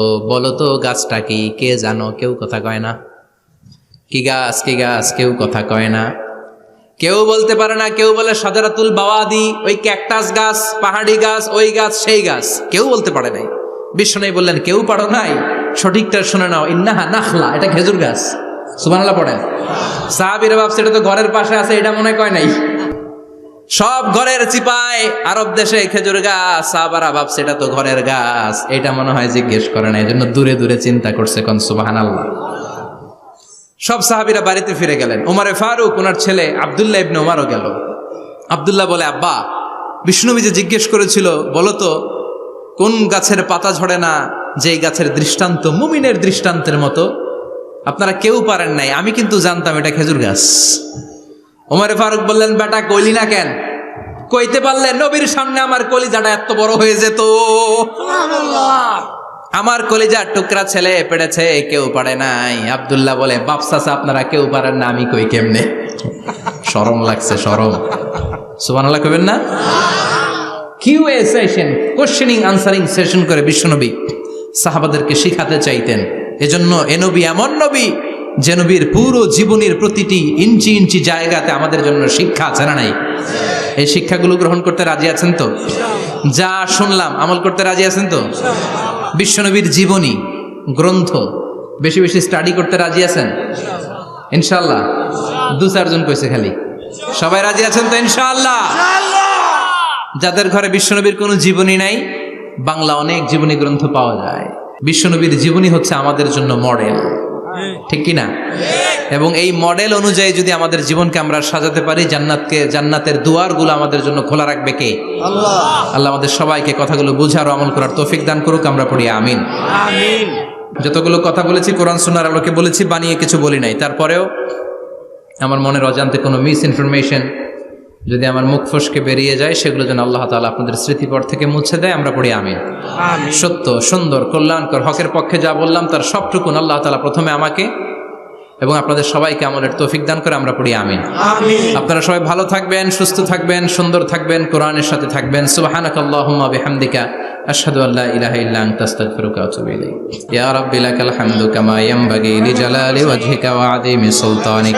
লাকাল হামদু বিল ঈমান, লাকাল হামদু বিল কুরআন, লাকাল হামদু বিল ইহসান। রাব্বানা যালামনা আনফুসানা ওয়া ইল্লাম তাগফির লানা ওয়াতারহামনা লানাকুনান্না মিনাল খাসিরিন। রব্বুল আলামিন গভীর রাত বিশ্ব নবীর জীবনী থেকে চমৎকার কিছু কথা শুনে আমরা তোমার দরবারে দুটি হাত পেতে দিলাম। আমাদের হাত দুইখানা তুমি কবুল আর মঞ্জুর করে দাও। আমরা সবাই গুনাহগার, গুনাহমদের বেশুমার, এমন কোনো গুনাহ নাই আমরা করি নাই। রব্বুল আলামিন তোমার কাছে ক্ষমা চাই, আমাদের সবাইকে তুমি মাফ করে দাও। আব্বা আম্মা, দাদা দাদি, নানা নানি, চাচা চাচি, খালা খালু, মামা মামি, পাড়া প্রতিবেশী, দেশি কেশি সবাইকে মাফ করে দাও। আমাদের যত আত্মীয় স্বজন কবরের বাসিন্দা, প্রত্যেকের কবরগুলোর জান্নাতের বাগান বানিয়ে দাও। রব্বুল আলামিন আজকের এই কোম্পানিগঞ্জের বাজারের মধ্যে আমার শ্রমিক ভাইয়েরা সারাটা দিন খাটাখাটুনি করে তোমার এই কোরআনের বাগানটারে সফল করেছে। আল্লাহ, টাকা দিয়ে, পয়সা দিয়ে, বুদ্ধি দিয়ে, পরামর্শ দিয়ে যারা আজকে এই কোরআনের বাগানকে সফল করলো, কিয়ামতের দিন কঠিন মুসিবতের কালে আজকের এই মাহফিলটারে তুমি আমাদের নাজাতের ওসিলা বানিয়ে দাও। এলাকার প্রতিটা ফ্যামিলিকে তুমি জান্নাতি ফ্যামিলি হিসেবে কবুল করে নাও। আমাদের ছেলে মেয়েগুলোর তুমি মানুষের মতো মানুষ বানাও। আমাদের সংসারের সুখ শান্তি তুমি বাড়িয়ে দাও। 5 ওয়াক্ত সালাত যেন জামাতের সাথে আদায় করতে পারি তৌফিক দাও। প্রতিদিন কোরআন যেন অধ্যয়ন করতে পারি তৌফিক দাও। বিশ্ব নবীর জীবনী গ্রন্থ পড়ে পড়ে জীবনটা যেন আলোকিত করতে পারি তৌফিক দাও। আমার দেশের উপর তুমি তোমার খাস রহমত নাজিল করো আল্লাহ। তোমার স্পেশাল রহমতের চাদর দিয়ে আমার বাংলার জমিনের 56,000 বর্গ মাইলকে তুমি ঢেকে দাও। সামনে আমাদের জাতীয় নির্বাচন, দাঙ্গা হাঙ্গামা মারামারি অস্থিরতা থেকে আমার দেশটারে হেফাজত করো আল্লাহ। এমন নেতা নেত্রী তুমি আমাদের জন্য নির্ধারণ করে দাও যাদের হাতে ইসলাম নিরাপদ, কোরআন নিরাপদ। কোরআনের পক্ষে কথা বলতে যে যারা জুলুমের শিকার, আল্লাহ তুমি তাদেরকে হেফাজত করো। তুমি ধৈর্য ধারণ করার তৌফিক দাও রব্বুল আলামিন। কতদিনের হায়াত নিয়ে, সময় নিয়ে ক্ষণিকের দুনিয়ার বুকে বসে আছি আমরা জানি না, যতদিন বাঁচবো তোমার গোলামের মতো বাঁচার তৌফিক দাও রব্বুল আলামিন। যতদিন বাঁচবো হকের পক্ষে কথা বলার তৌফিক দাও। আর এই ক্ষণস্থায়ী দুনিয়া ছেড়ে পরপারে যেদিন পাড়ি জমাবো, ওই বিদায় মুহূর্তে বিশ্বনবীর নূরানি চেহারাটা দেখে দেখে, বিশ্বনবীর শেখানো এই মধুর কালিমাটুকুন জপতে জপতে ঈমান নিয়ে যেন আমরা সবাই বিদায় নিতে পারি। লা ইলাহা ইল্লাল্লাহু মুহাম্মাদুর রাসূলুল্লাহ। নিয়মিত ইউটিউব ভিডিও দেখতে সাবস্ক্রাইব করুন। নতুন নতুন ভিডিও পেতে ঘন্টা বাটনটি চাপুন।